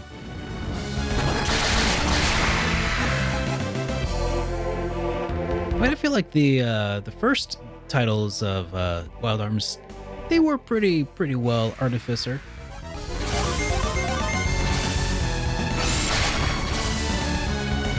I don't think it's until Wild Arms 2 where you get mecha transformations that it goes fully where it goes fully Warforged, right?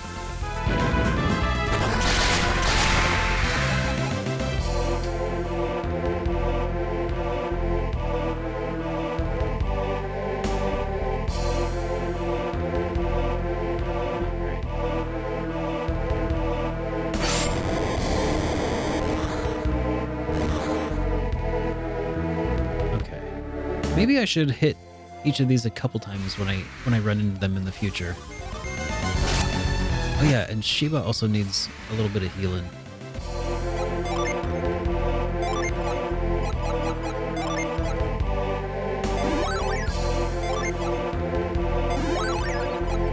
Okay.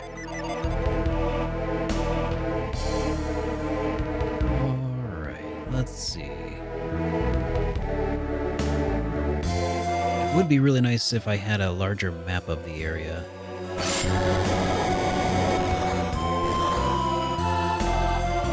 Okay, but it looks like that climb up to our left is probably the main way forward. I just didn't see a way to progress off that direction just yet, but maybe I missed something. Hey, Germ, good to see you again. Welcome back.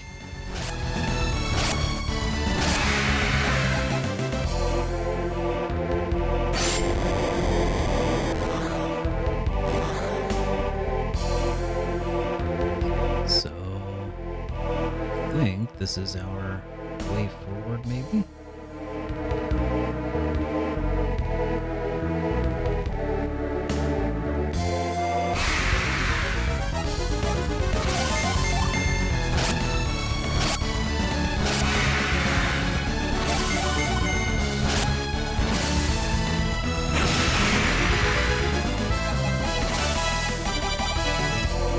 Hey, got another level.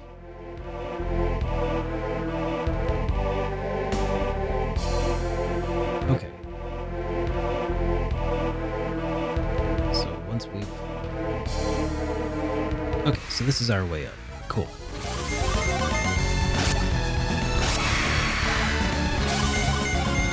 So anyways, I think right now, Germ, we're going through somewhat of a notorious part of Golden Sun: The Lost Age. Or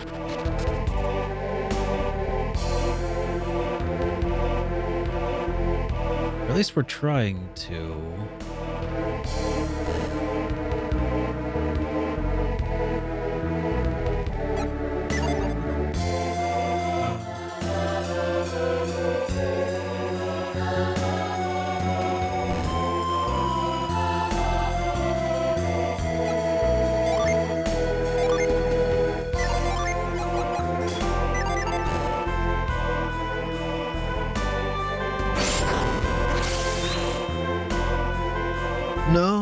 no new password scenes as of yet.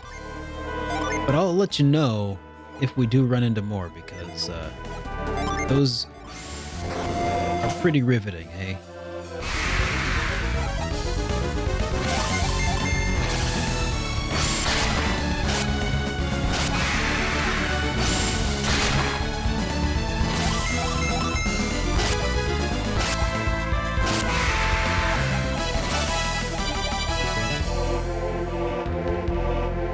Yeah, it makes me want to break out an old strategy guide too.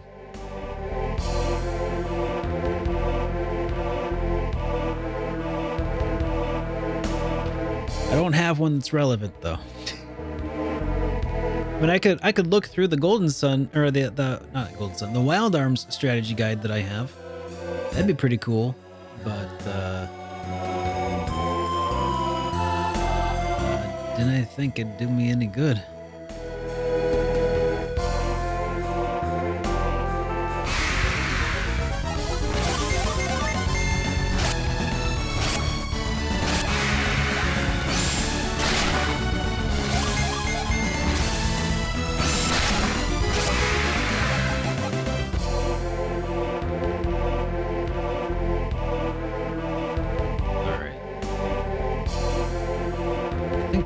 Part of my issue is I haven't gone further back in the dungeon. Yeah, I love strategy guides too. I don't have nearly as many as I would like to have, but here's my little modest collection behind me. Also contains a couple of art books.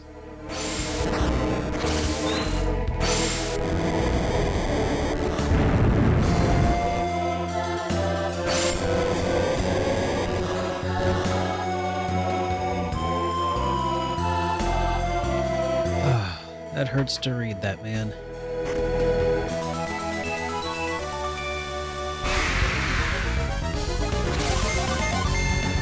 But hey, that's how it goes. I mean, Floodwater it's different from, like, sometimes if like a strategy guide, something gets wet, it's like usually you can maybe dry it out, but like Floodwater is nasty stuff. You don't, there's not really much coming back from that.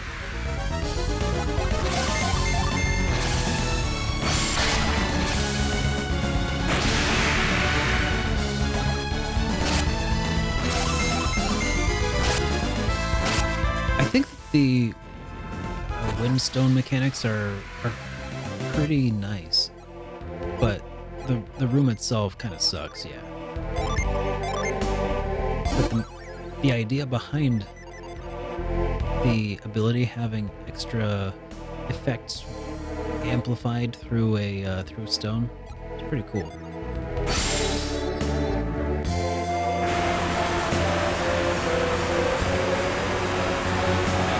That's cool. Little gimmicky, but that's cool. Oh, and it's not purple anymore either. 'Cause it's all been used up.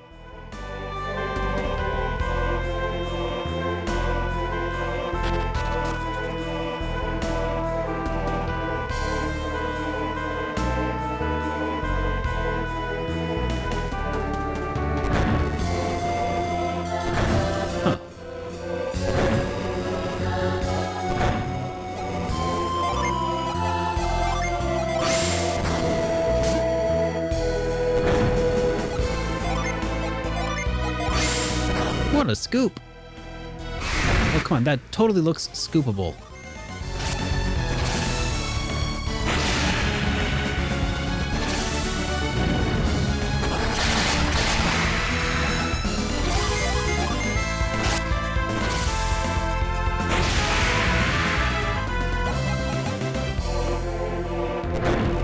Maybe that's not supposed to be scoopable. Maybe it's just a random pattern, but it looks like it's meant to be, but it ain't. Okay.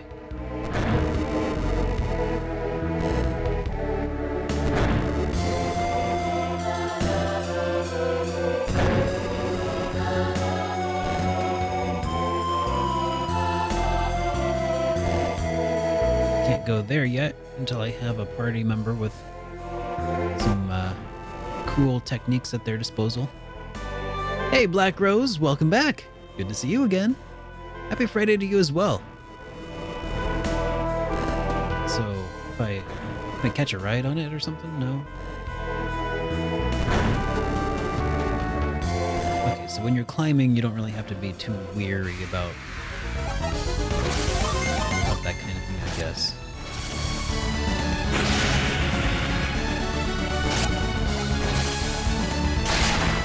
And happy Friday to you as well, by the way. Hope your Friday has been fun and fantastic.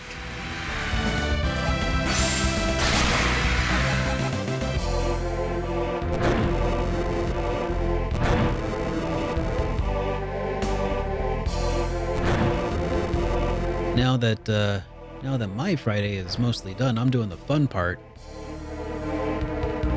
My Friday is freaking phenomenal.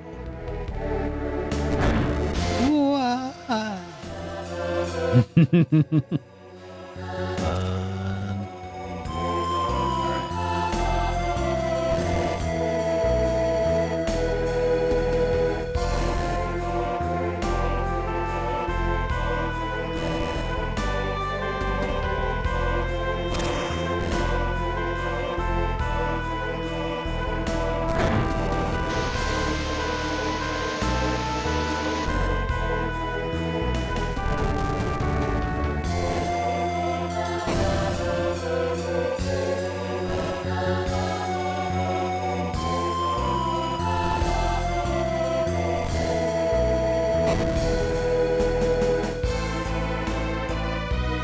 Oh, I bet this is how I get a treasure chest.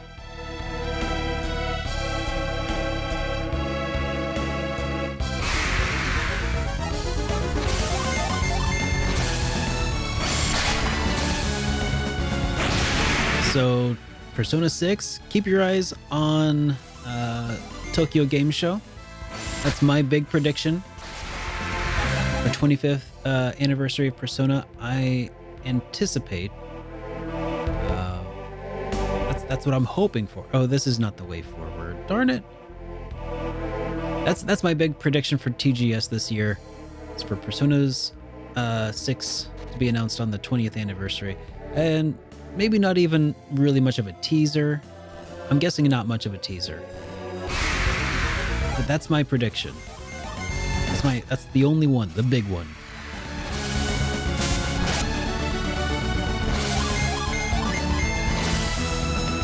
And a home-delivered calzone? That might be asking a bit much, though.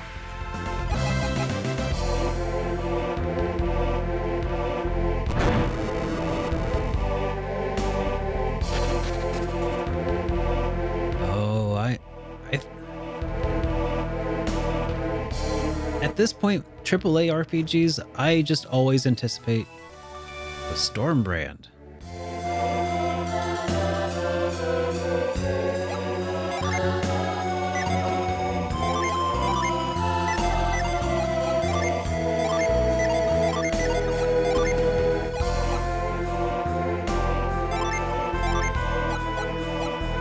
Unleashes hurricanes.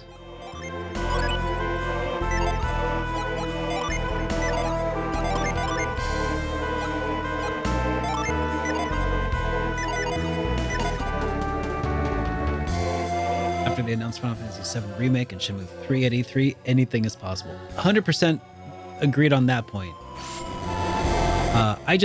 Anyways, I'm not sure what I was, if I completed my thought on that, but I just feel like AAA RPGs in general have this timeline. Whenever they're announced, I automatically assume it's going to be 10 years. I mean, at this point, it kind of feels like that's how it is. But we'll see. Like, maybe not actually 10 years, but that's my mentality. That is a mentality that I've adopted in order to continue to hype responsibly. The Sony event? Sony have events? I don't know.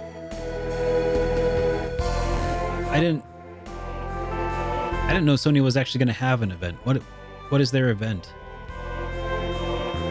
Oh yeah, there were those rumors of a new dot hack. Or was it an announcement of them like looking into it? Does this mean Timmy! that you love me? Yeah. Welcome to the stream, Timmy. Good to have you here.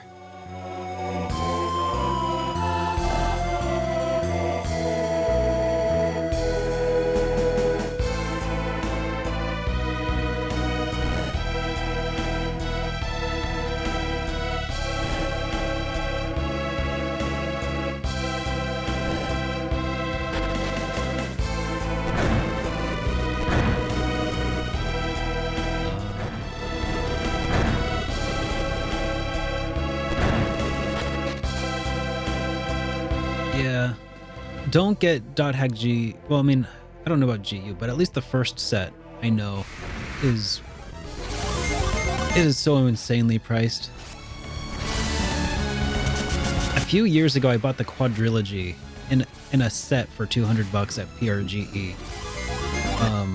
I don't know what they go for now, but last I checked, the last one itself goes for like 200 now. I can't even.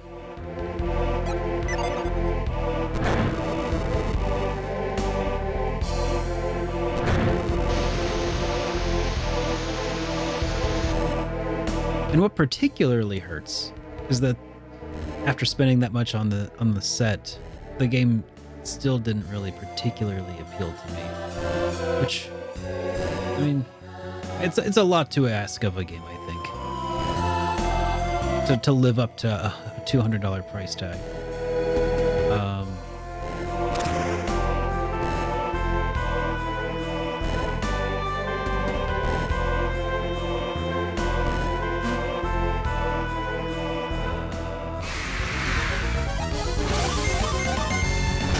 Yeah, I think that's probably true, Darth. And I did watch the anime in preparation for the review. So when I did the review, it was actually it was a double review of the anime and the games and the OVAs. I went all in and tried to enjoy the whole thing, and by the time I got to it, it just didn't speak to me. I think you also have to have kind of liked MMO RPGs. Like, I think there was a very specific audience for it that it'll really just totally speak to. And unfortunately, I just wasn't part of that.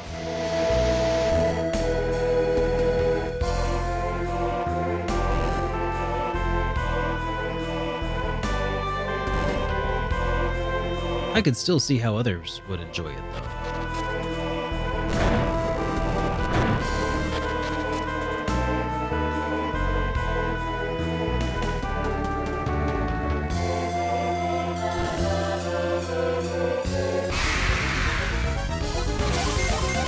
Nice.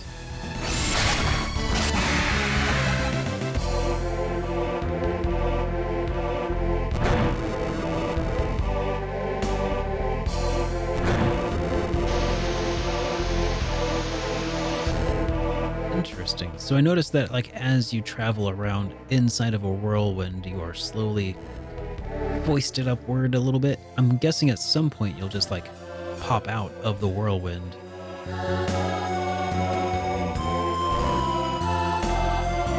Here we is.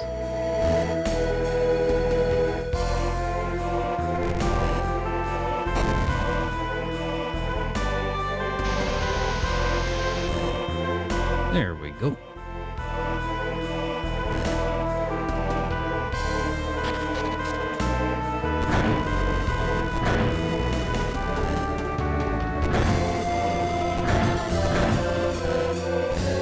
I'm guessing I'm still probably... Oh no, I can't actually be hit by those now.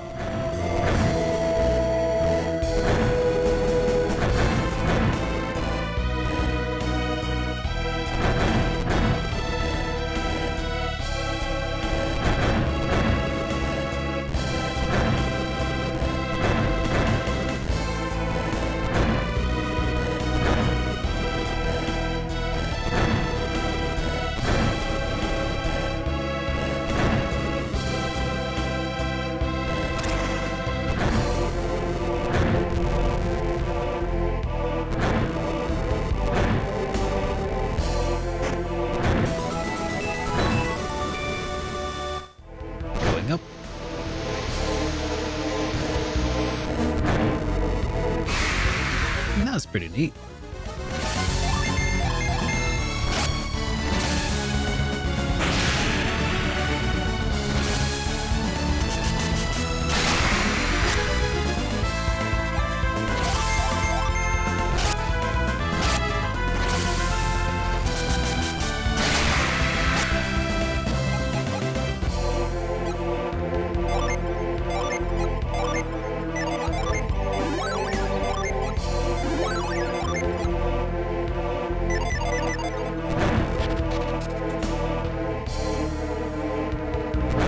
So far, this dungeon actually hasn't been too terrible. I don't know how much of it is left. It sounds like it's got a lot left, though, based on the expectations others have set for me. But so far, like there was that one part at the beginning that was kind of rough, but this ain't so bad. I am digging the mechanics.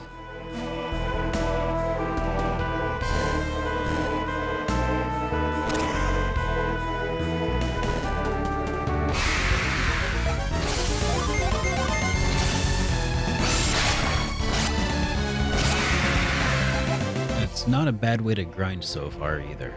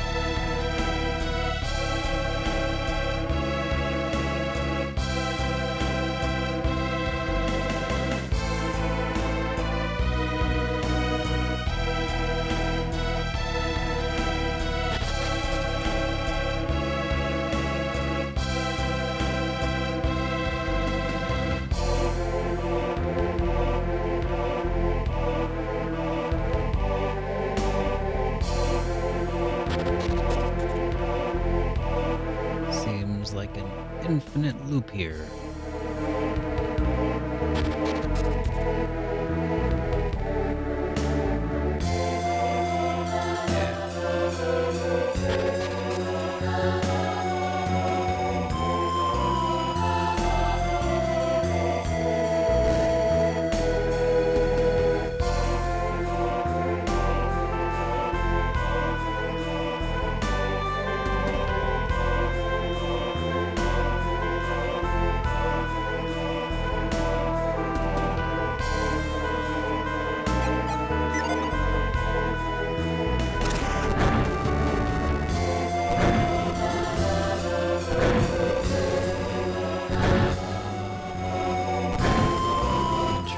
So how am I supposed to get a ride there?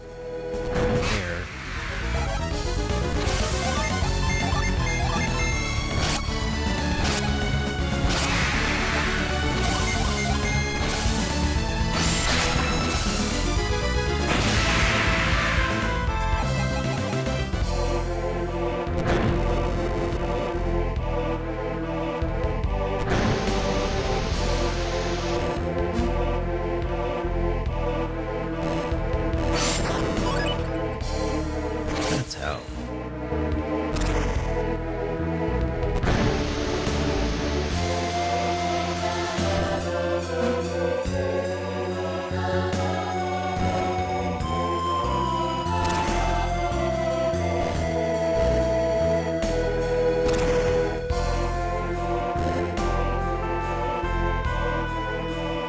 Okay, Just making sure I didn't miss something else this way.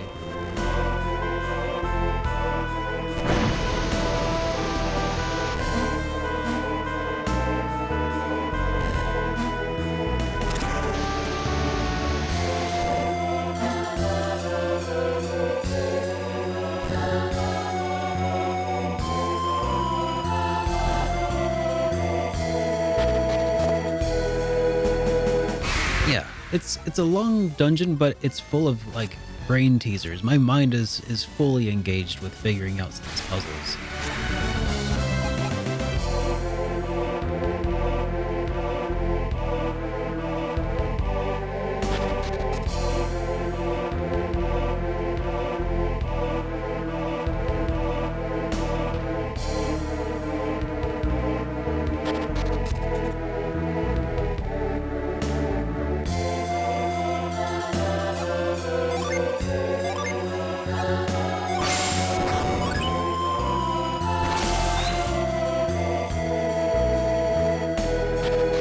I have not played Eastward yet.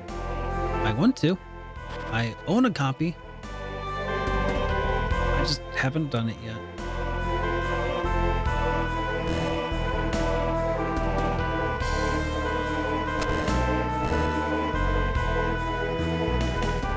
Yeah, I've heard a lot of people say really great things about it. Can't wait to actually play it at some point. It just always feels like there's something more pressing that like I need to play, as opposed to Eastward, which feels like one of those games that I want to play. How long is Eastward, by the way?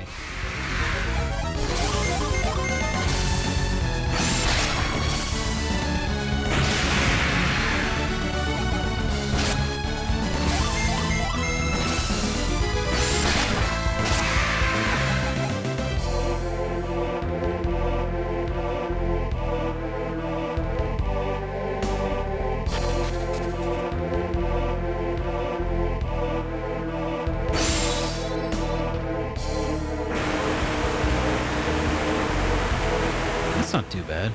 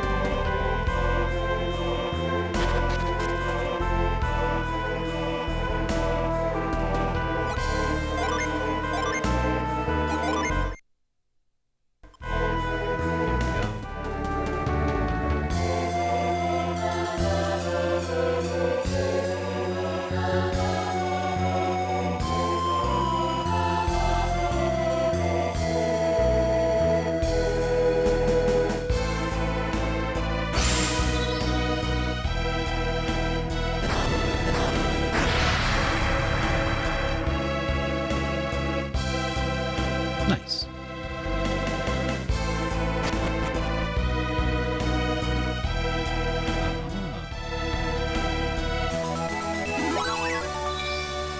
Oh, I should have healed first, but whatever.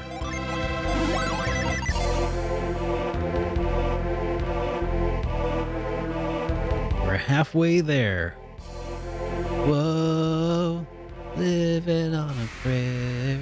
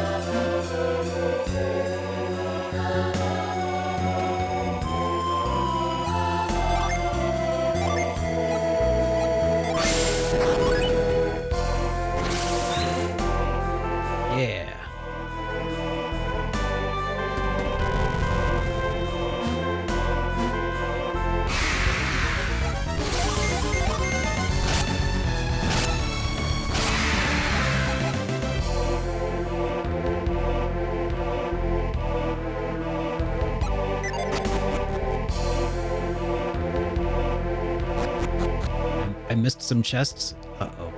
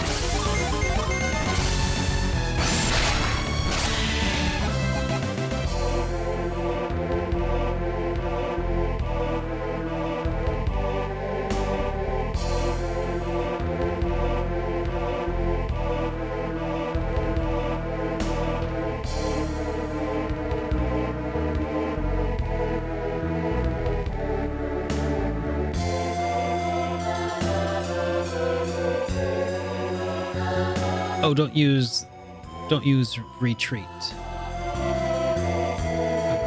The game counts the inside as its own dungeon, so if you retreat inside, it takes you out to where you entered, but don't use it when you're outside. Okay, I see what you're saying.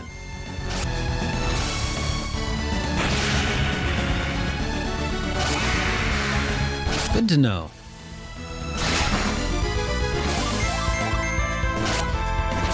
Appreciate that. I'm sure that'll come in handy.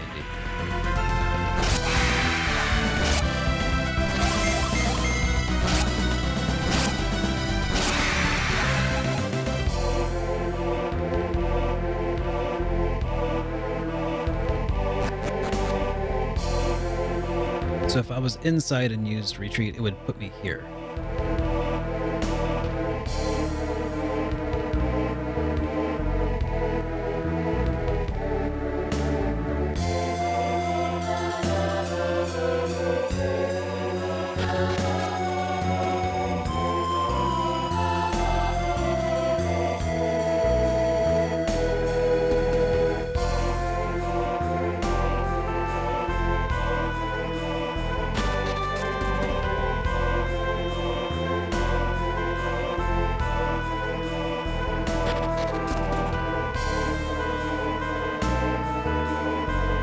This for a treasure chest. It had better be worth it. Oh gosh, it reset the placement of these guys, but at least I know the trick.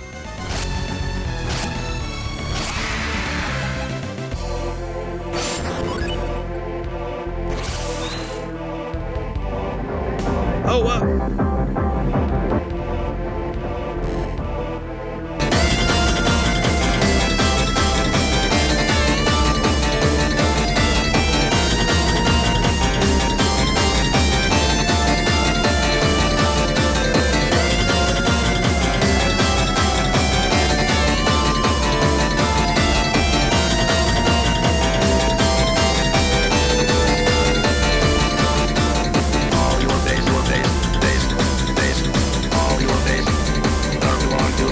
Hello everyone! David Vink with the raid. Thank you so much for that raid, kind sir. Welcome everybody to SuperDerek Streams, the only show on the internet where I play a bunch of Golden Sun and eventually I'm gonna review it. Hey, wowza, it has been a minute. Good to see you again, Serena Vox. Welcome back to the Super Friends.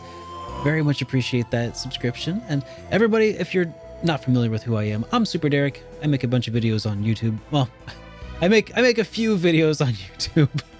And I also stream the RPGs here on Twitch. Good to see you, David. How was your stream? And everybody from my stream, if you're not familiar with David Vink, well, first of all, how could you? But seriously, check out David Vink. He's a super awesome guy, and fellow YouTuber who does a lot of awesome videos on YouTube as well. He did the random NES thingy. Oh, cool! That's awesome, dude. How did that go? What did you end up using? I got your message on Discord about like how I kind of did a randomy thing. And we can talk about that later, but I stopped doing that for the time being because it's really buggy and it was unreliable and broke stuff. 6 games. You died a million times. That's awesome. That sounds like a lot of fun though. So I'm glad you had fun with it. Welcome. It's good to have you all here. So we are playing Golden Sun: The Lost Age. This is my very first time playing through it. And I was doing some backtracking for a treasure chest that had better be worth it. Hey, a Fujin shield. I got myself a Fujin shield. Okay, what is the shield though? It is a shield that resists wind. That's probably important.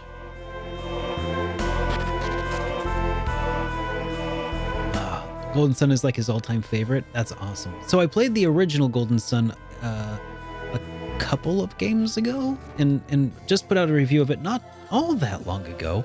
And I'm really looking forward to seeing what all of this game does with it, with the successor here, because the first one had some issues, but I figured that it was really just kind of starting to get into things. And I felt like it was making some pretty big promises about what it could do in the next game, and I'm very excited to see where it goes. And so far, I am enjoying a lot of the quality of life improvements that they're bringing to it. Yeah. It be armor. Well, if it be armor, then perhaps I should go ahead and equip that on somebody.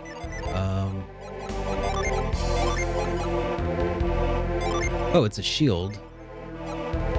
Ah, a shield. Like the kind that you hold, and not like... Yeah, okay. Metal for use in a special fountain. Yep. I'll trade that. Sweet. There we go.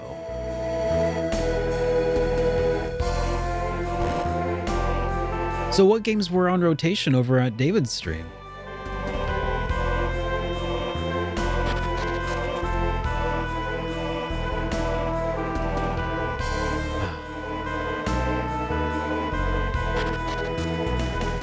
Hey, Luke, welcome back. Good to see you. How are you doing today? And yes, I am back. I took a little bit of a hiatus. Well, a little bit more than just a little bit of a hiatus. I took an unexpectedly long hiatus as I was tackling some other projects that I had open. Bubble Bobble, Life Force, Stinger, Castlevania 3, Tetris, and Adventure Island. Oh no. That sounds ridiculous. But I kind of love it though.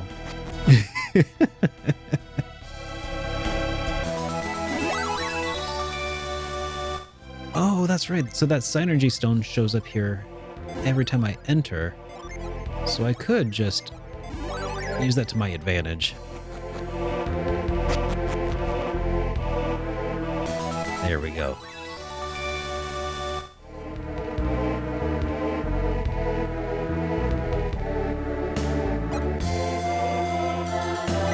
So,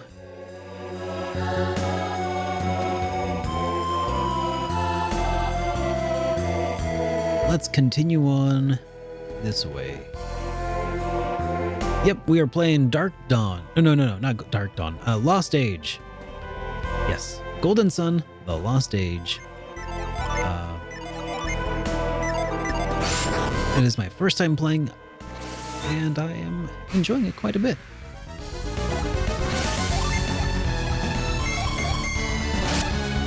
Hey, Board. Good to see ya.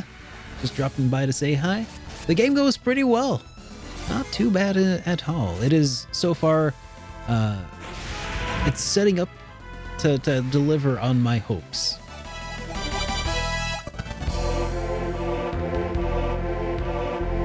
I had really hoped that this game would, flesh things out a little bit more, and it feels like it is getting ready to. All right, well, enjoy hanging with the husbando. I don't know how to proceed here, but we'll just keep on moving along. Well, I will be streaming regularly again, by the way, if you're still here. Except I will not be streaming on Monday. So, yeah, I'll be streaming again on Wednesday next week. But otherwise, should be back to our regularly scheduled programming. Oh, these have little dots on the floor there. There's a 1, a 2. What is that?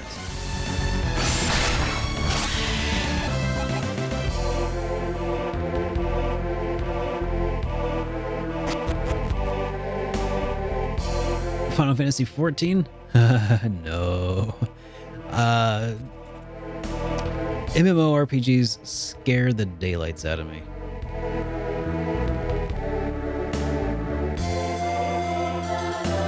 I've heard that it's probably a kind of MMO that I would probably actually really enjoy. Maybe. I've been told that. But my hope is to get a feel for what Yoshi P can do once maybe 15 or 16 comes out.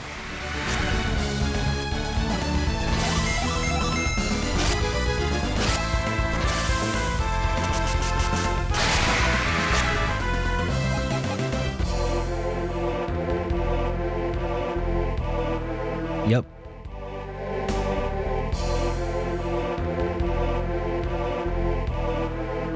Okay, what's going on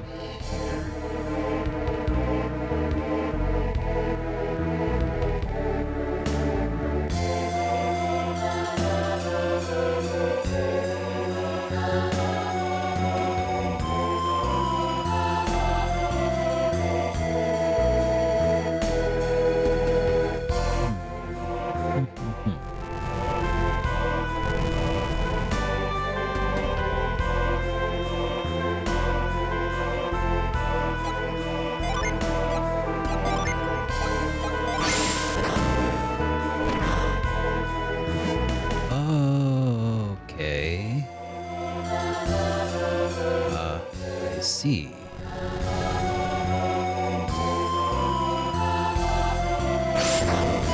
I figured out the puzzle.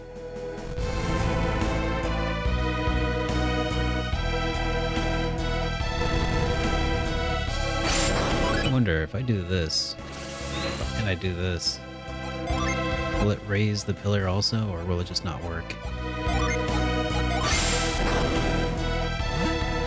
Yeah, it just won't work. Oh well. Then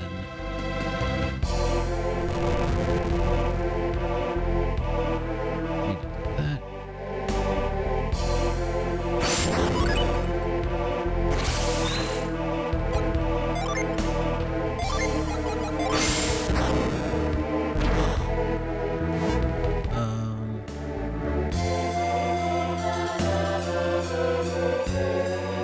Okay, maybe that's not quite 100% right.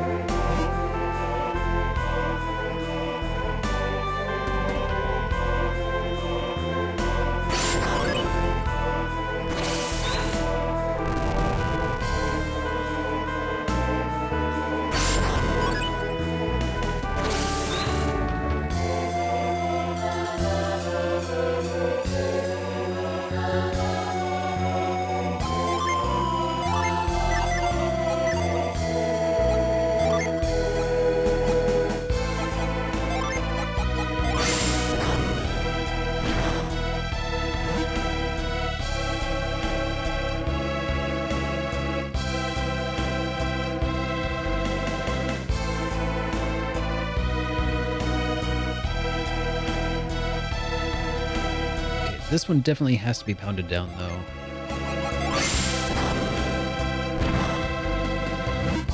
In order for the wind to flow through here.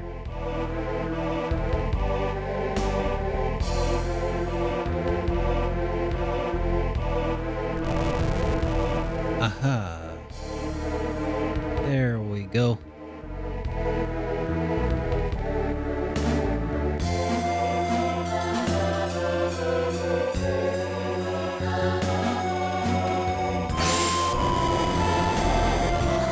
I'm a genius.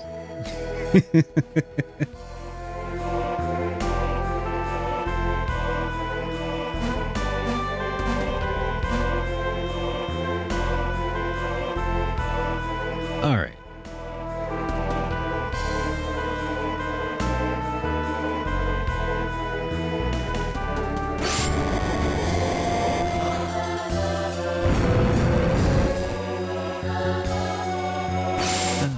Rule number 2, double tap. Okay. Just needed to make sure that there wasn't another hidden wall somewheres.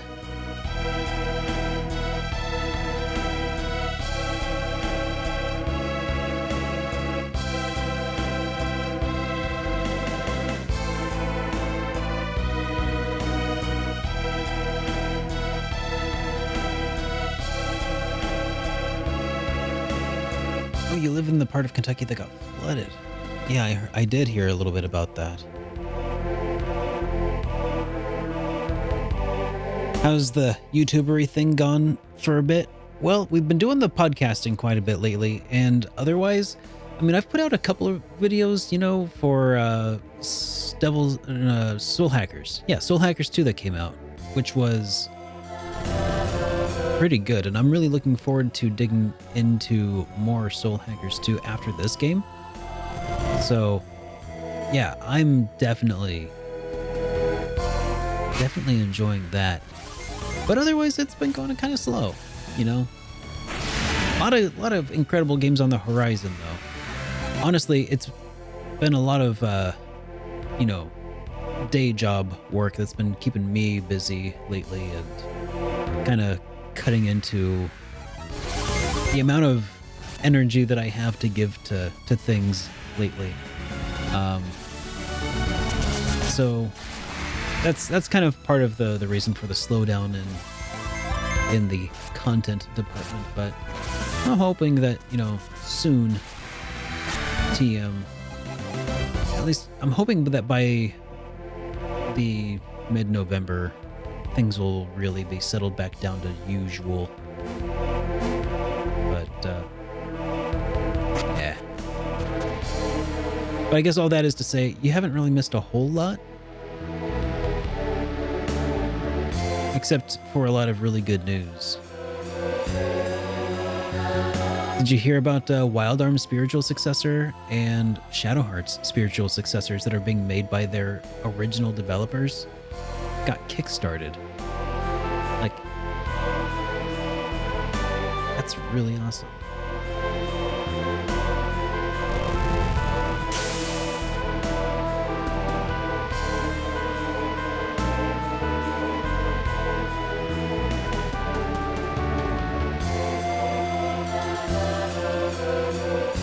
Yeah, pretty awesome, isn't it, Lucifer?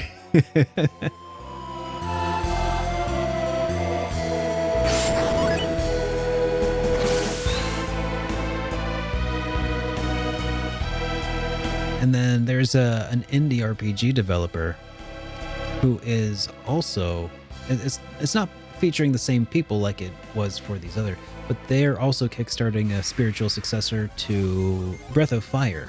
I think it's called Tears of Magic, and it looks really awesome as well. Hey, Bell Knoll, welcome to the stream. Good to see you.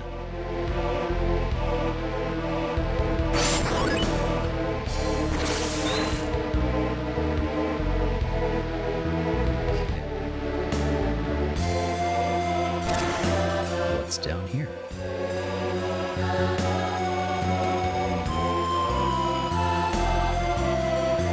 Okay, that's the way I came from.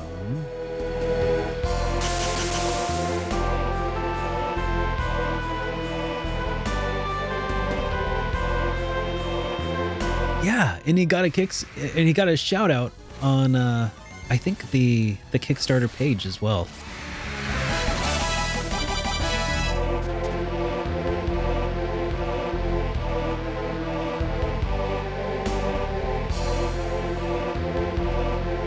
Yeah.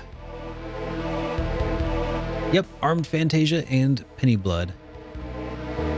I think it's Armed Fantasia, right? I've been saying armed. I think it's armed. Right?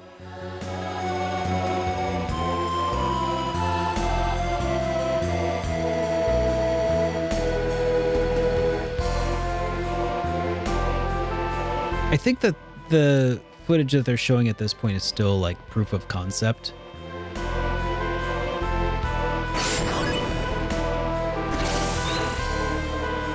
Yo, zombie. Welcome to the stream.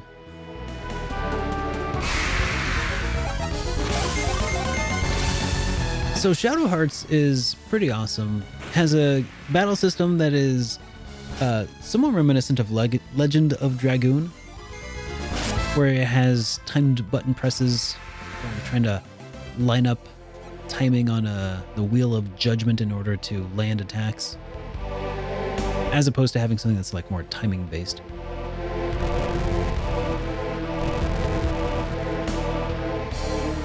It's not rhythm based either, at least Shadow Hearts wasn't.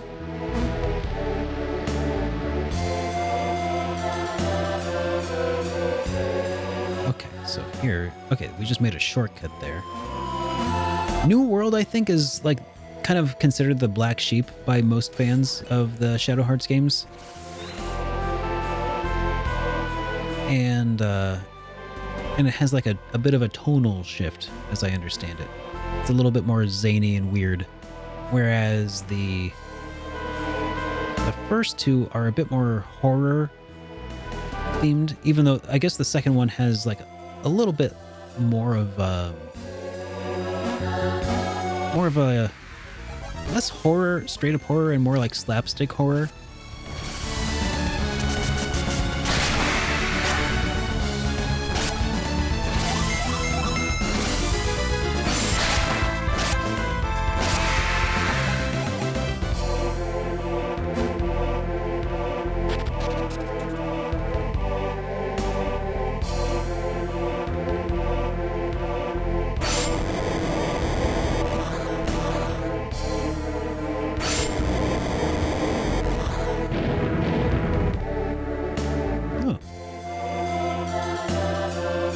Was lucky.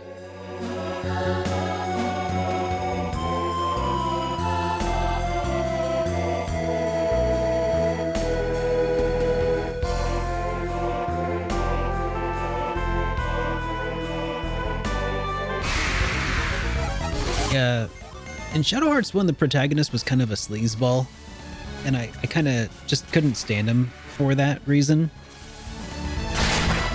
But Shadow Hearts 2 made him kind of a likable sleazeball. Kind of more of a, like if there was like an anime version of Bruce Campbell from Evil Dead.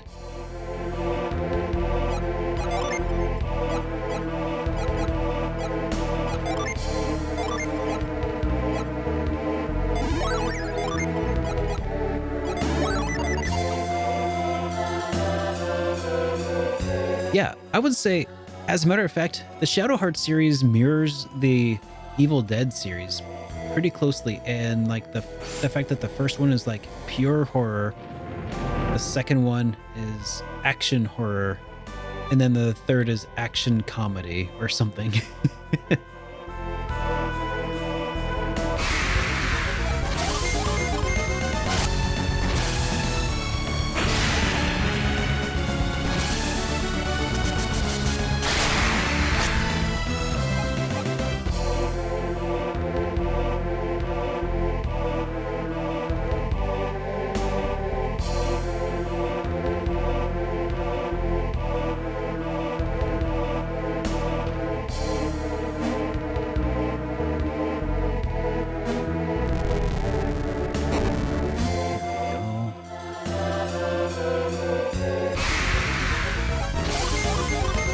think I'm making progress.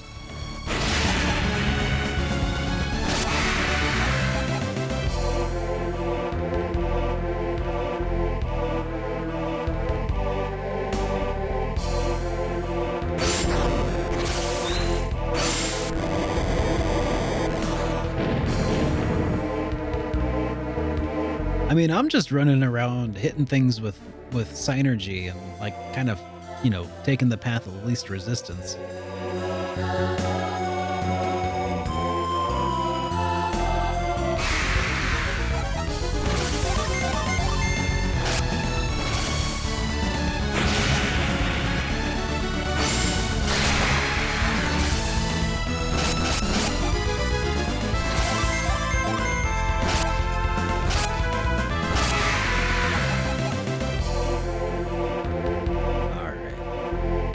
Just letting my RPG senses guide me.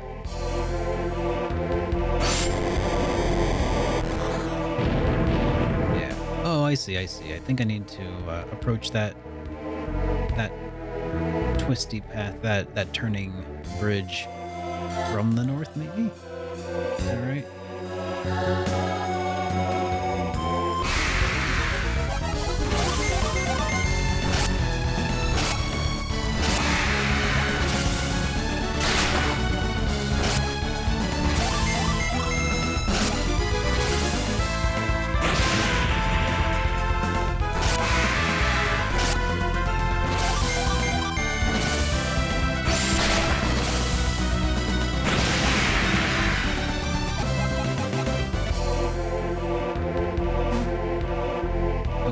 Wait. That's right. Here we go.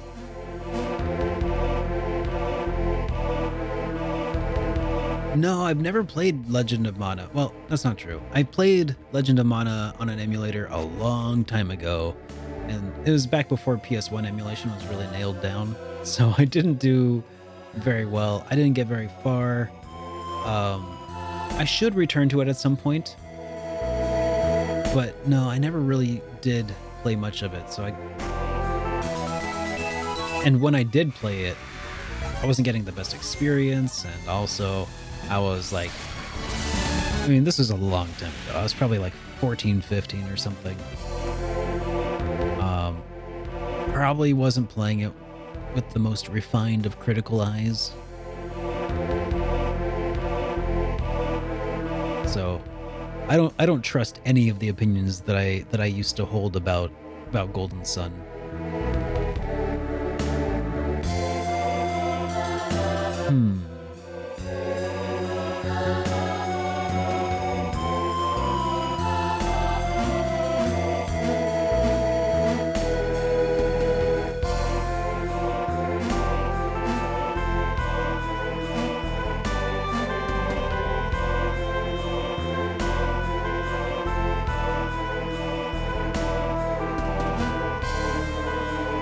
Because she's Swedish.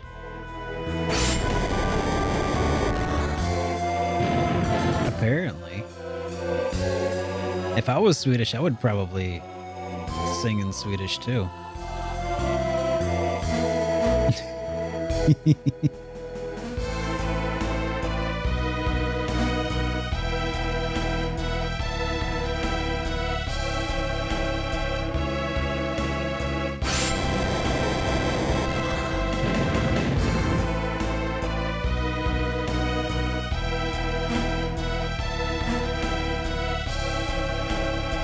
You know what they say? When in Sweden, sing as the Swedes do.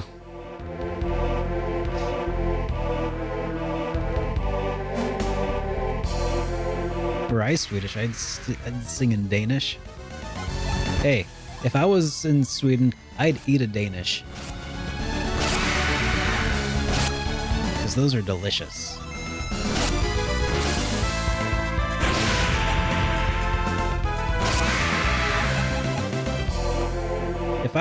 If I was Swedish, would I be a Great Dane?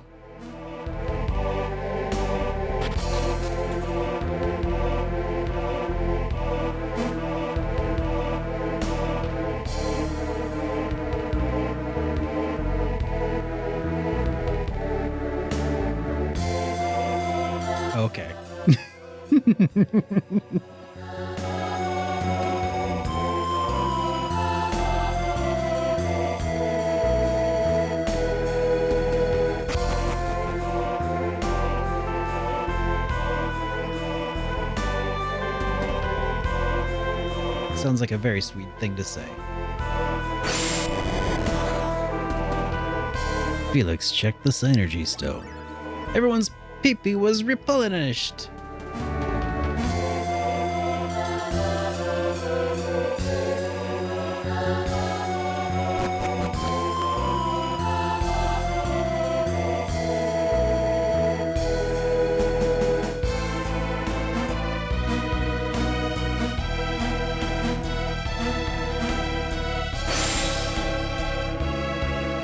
Wake up.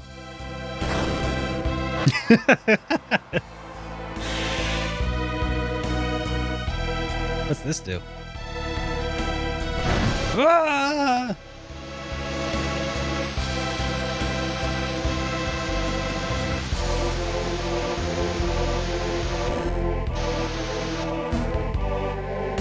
You know what?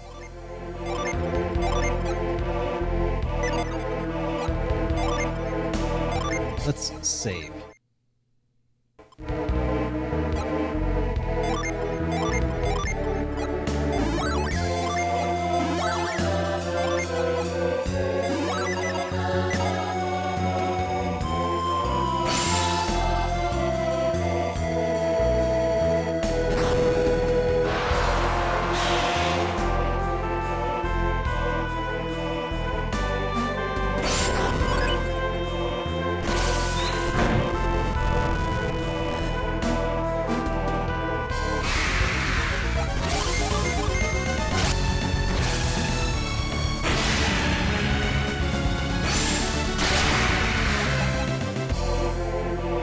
You know, I didn't really get very far into Seiken Densetsu 3 either when I first played it on an emulator. I will say, though, that my time with the official localization was better. And also...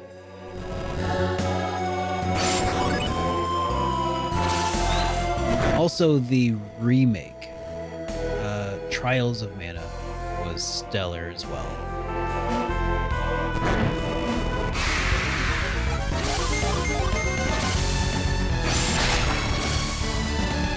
And also I felt like Secret of Mana, I remembered it being way better than it actually was.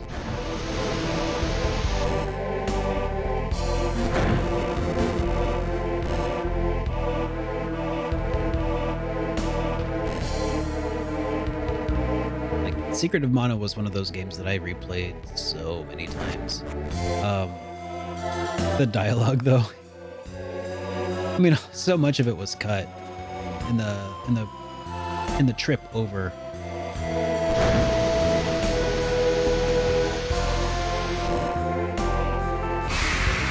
Yep, rose-tinted glasses indeed.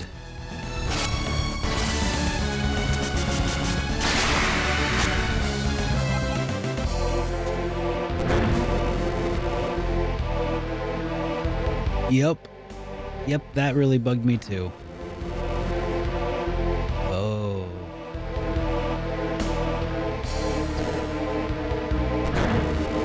We're gonna have to take a leap of faith here to figure out where we need to go. Yep.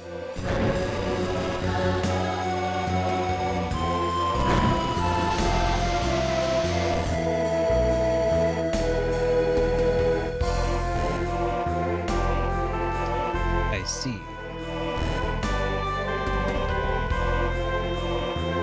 So I need to move up 1, 2, 3, 4, 5, 6 spaces to the north to get that treasure chest.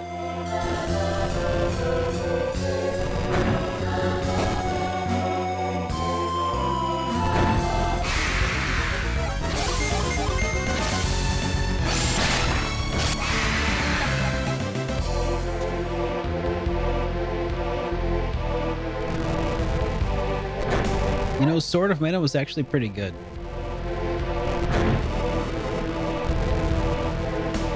But I wouldn't say it was the best.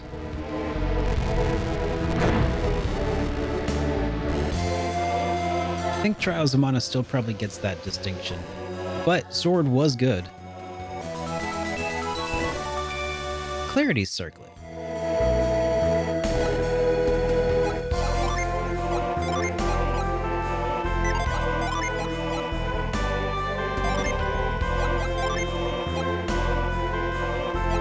Alright, so that would bring her about up to snuff. Okay, let's just equal that.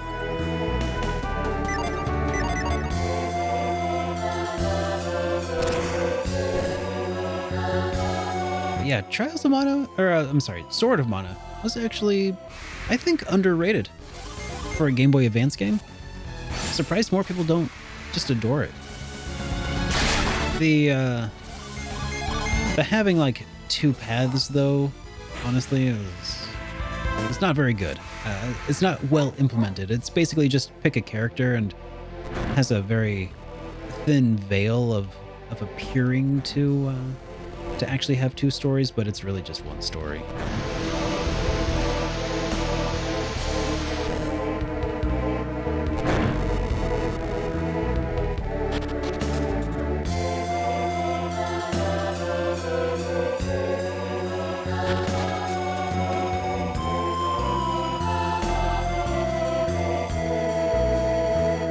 I will say, though, that the opening skit that I did in my review of Sword of Mana remains probably some of the best special effects work that I've ever done to this date.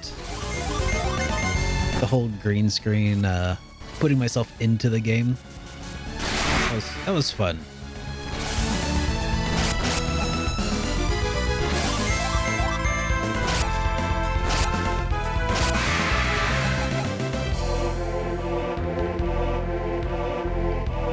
I think I've already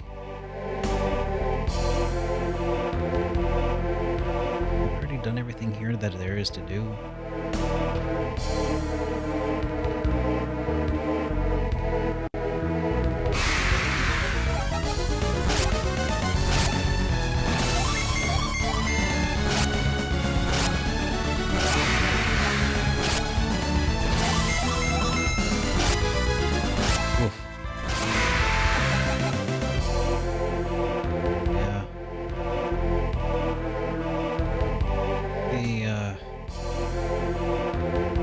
Has certainly changed and things have gotten pretty dicey for a lot of people.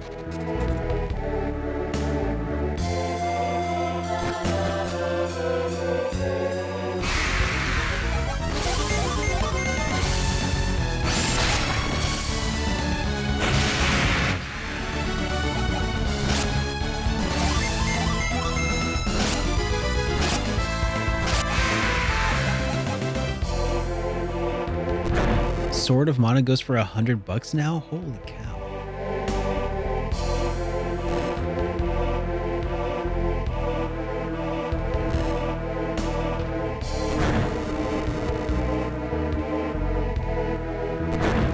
No, it doesn't? Oh, you mean Dragon Quest V. Okay, okay.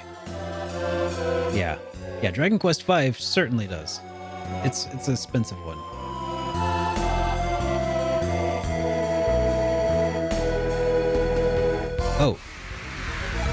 Oh, the summon tablet was that way? Through the two red dots?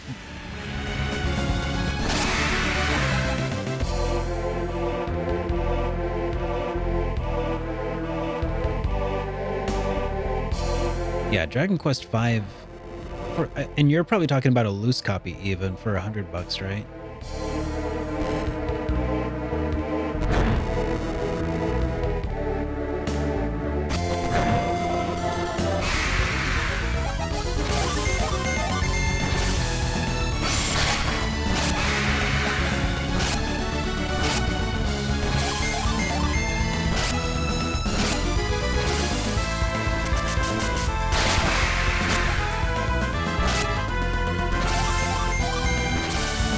plate for 200. Man.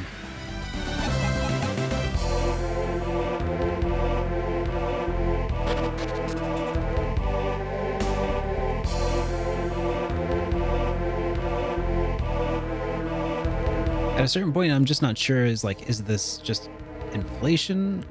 Is this a speculation bubble? Like, what is causing this? Or is it really just people just really want the games? And they're willing to spend outrageous prices? Like,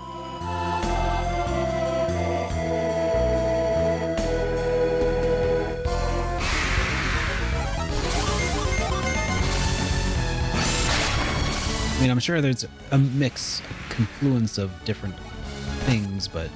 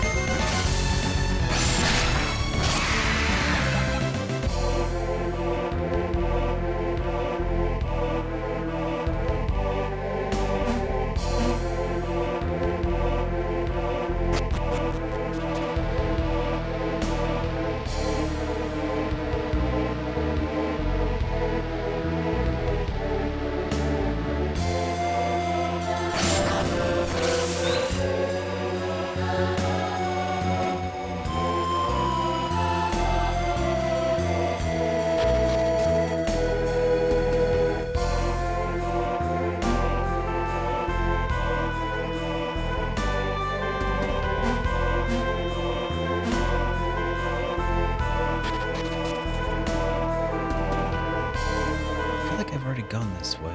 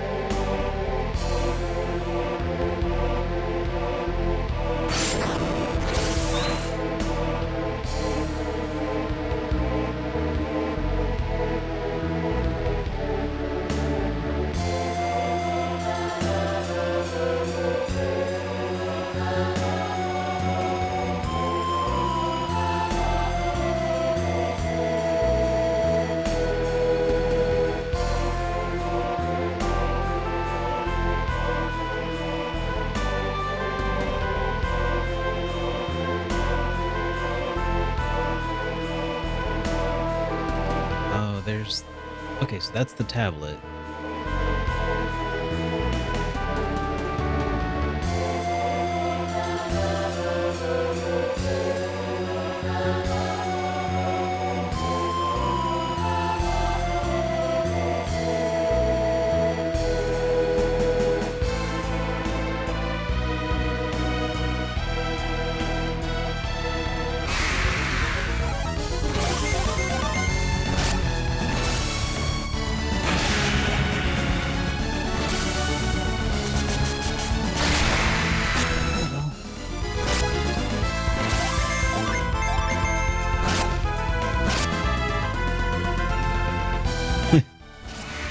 Well, kinda.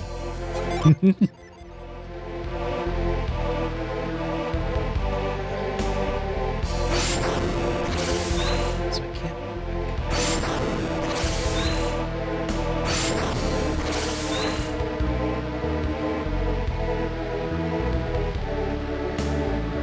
No.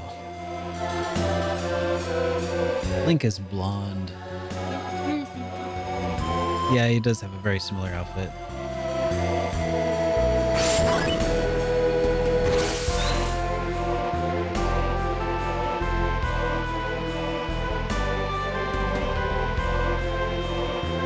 Oh, I wonder if is it.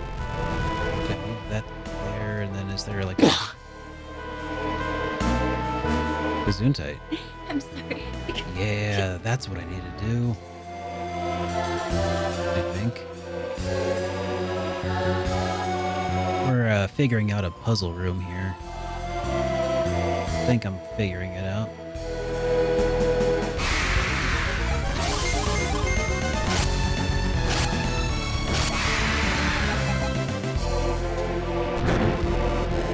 Yeah.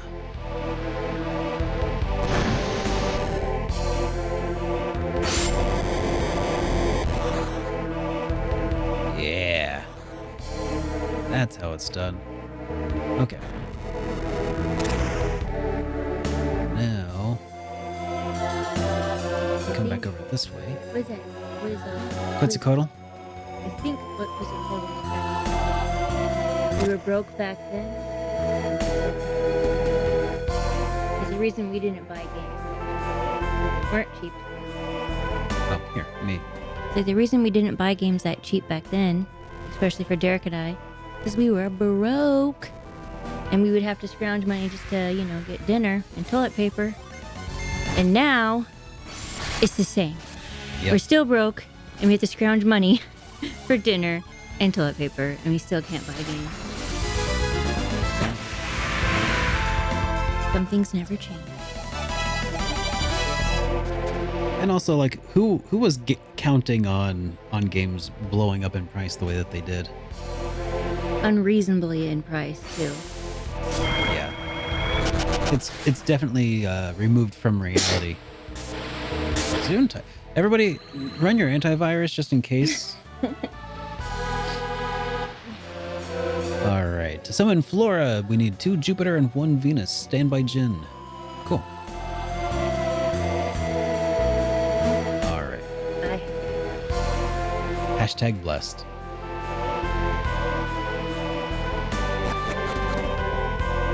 Okay, sorry. I come in the room, and with me comes All 2 the dogs chaos. and a cat. Yes, I bring chaos. It's true. All right. Well, Is everyone here? now I have no idea what I'm doing at this point in the dungeon. I got the tablet, but how do I progress forward? Okay, so that was the 2 dots.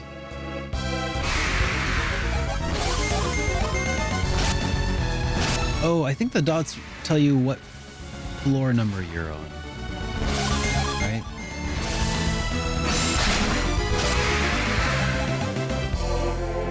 Dude, don't. I mean, Amy and I, We've been there. yeah.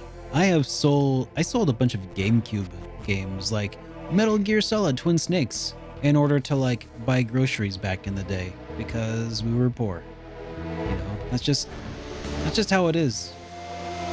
It's not about not realizing the value of games. It's just sometimes it's about, having to not starve.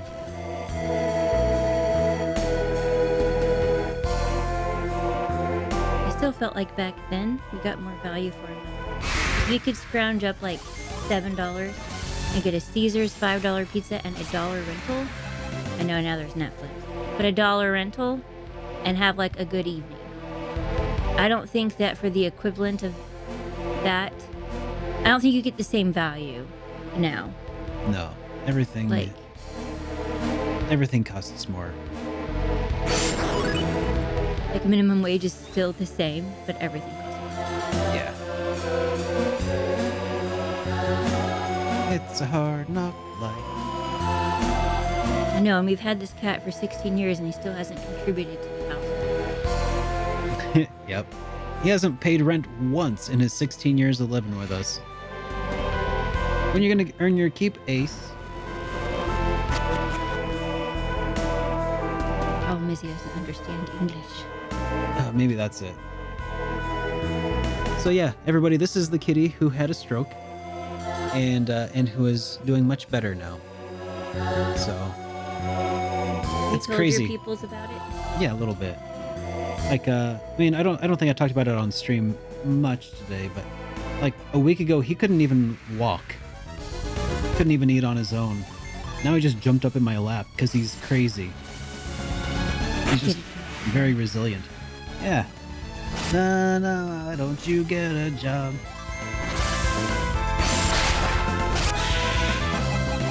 The way he is so demanding, he'd be a great foreman. Mm-hmm. Yep.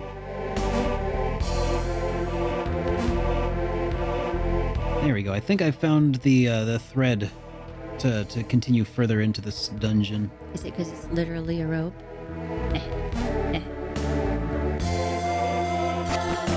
Where's his warp? Oh! This is... Okay, it's not real. I was saying that looked like Piccolo, but this is just someone interfering with the What does the scouter say about it? Mr. JRPG with the raid. 9,000. What? Still don't understand. love the animal. What does the scouter say about his power level? It's over 9,000. Mr. JRPG, thank you so much for that raid. Welcome, raiders. Hello, I'm SuperDerek. This is my wife, Amy. She's popping in to say hello. And thank you for that raid. Welcome, everybody. Hope you're all having a fantastic Friday evening. Mr. JRPG, what were you up to tonight? If I'm oh, wait. I wrote C instead of S-O. Here, let's try that again. There you go. Everybody check out Mr. JRPG if you haven't already. Another purveyor of fine RPG content over on his Twitch streams. And thank you so much. And everybody from Mr. JRPG's stream, hello. We are playing Golden Sun: The Lost Age, the second entry in the series here. And I'm playing it for the first time and enjoying it quite a bit. We are finally starting to make some real headway here. And yeah. And also we're just talking about how much everything has just exploded in price lately. Like playing video games, collecting, it ain't what it used to be.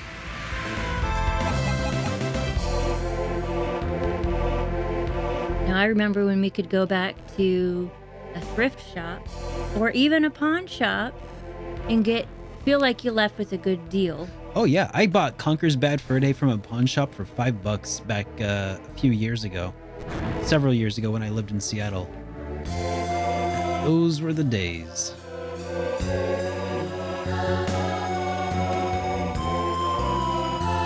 Now my mom will send us a text and say, is $10 for this basketball cartridge a good deal? And we're like, no, put it back. Nice of her to try though. Yeah. Yeah. We don't live in Seattle, We used to.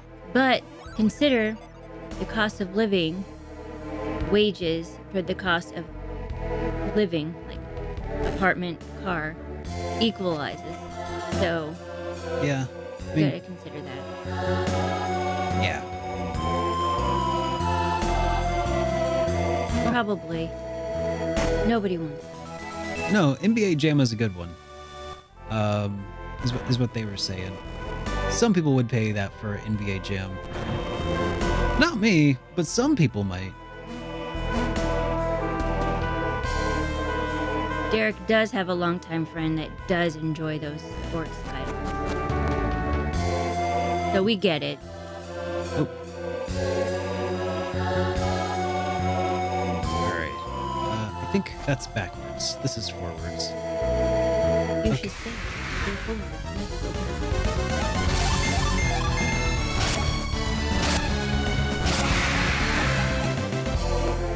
So, Mr. JRPG, how was Xenoblade treating you today?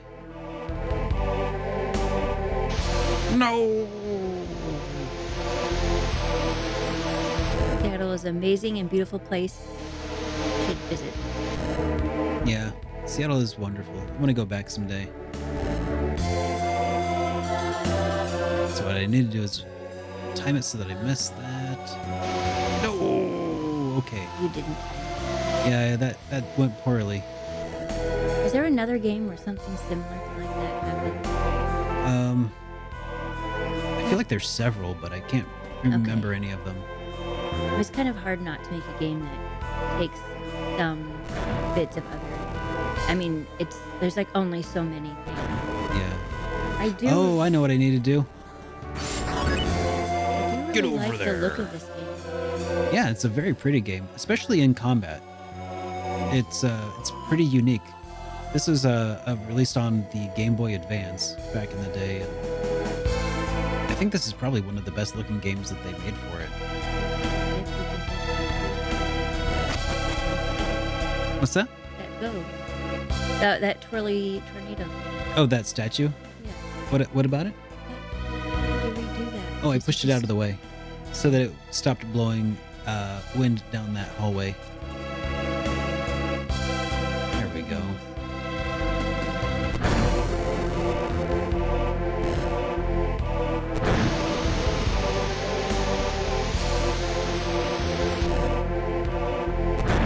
It's a good deal. Legend of Heroes 3, Song of the Ocean for $1. Hey, that's nice. I'd buy that for $1. That's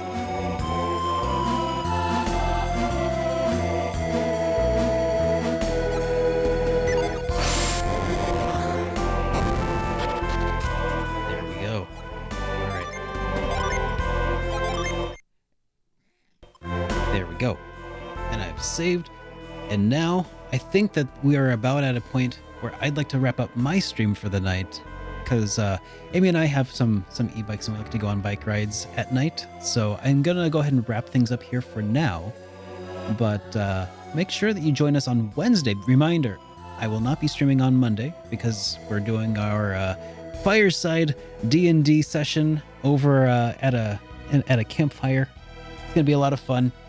But in the meantime, though, let me take a quick gander about who's out there streaming in the Twitchverse for us to go drop in on. And if you're new here and if you liked what you saw tonight, make sure you get followed so you'll see when we do go live on Wednesday. Make sure you get followed so you'll see when we do go live on Wednesday. yeah, and I don't always There we pop go. in. And here, let me switch to my ending scene here real quick. All right, so who's currently out there in the Twitchverse for us to drop in on? Knocked this dungeon out of the park. Oh, thank you so much. Let's see. Oh, we got a few good options. All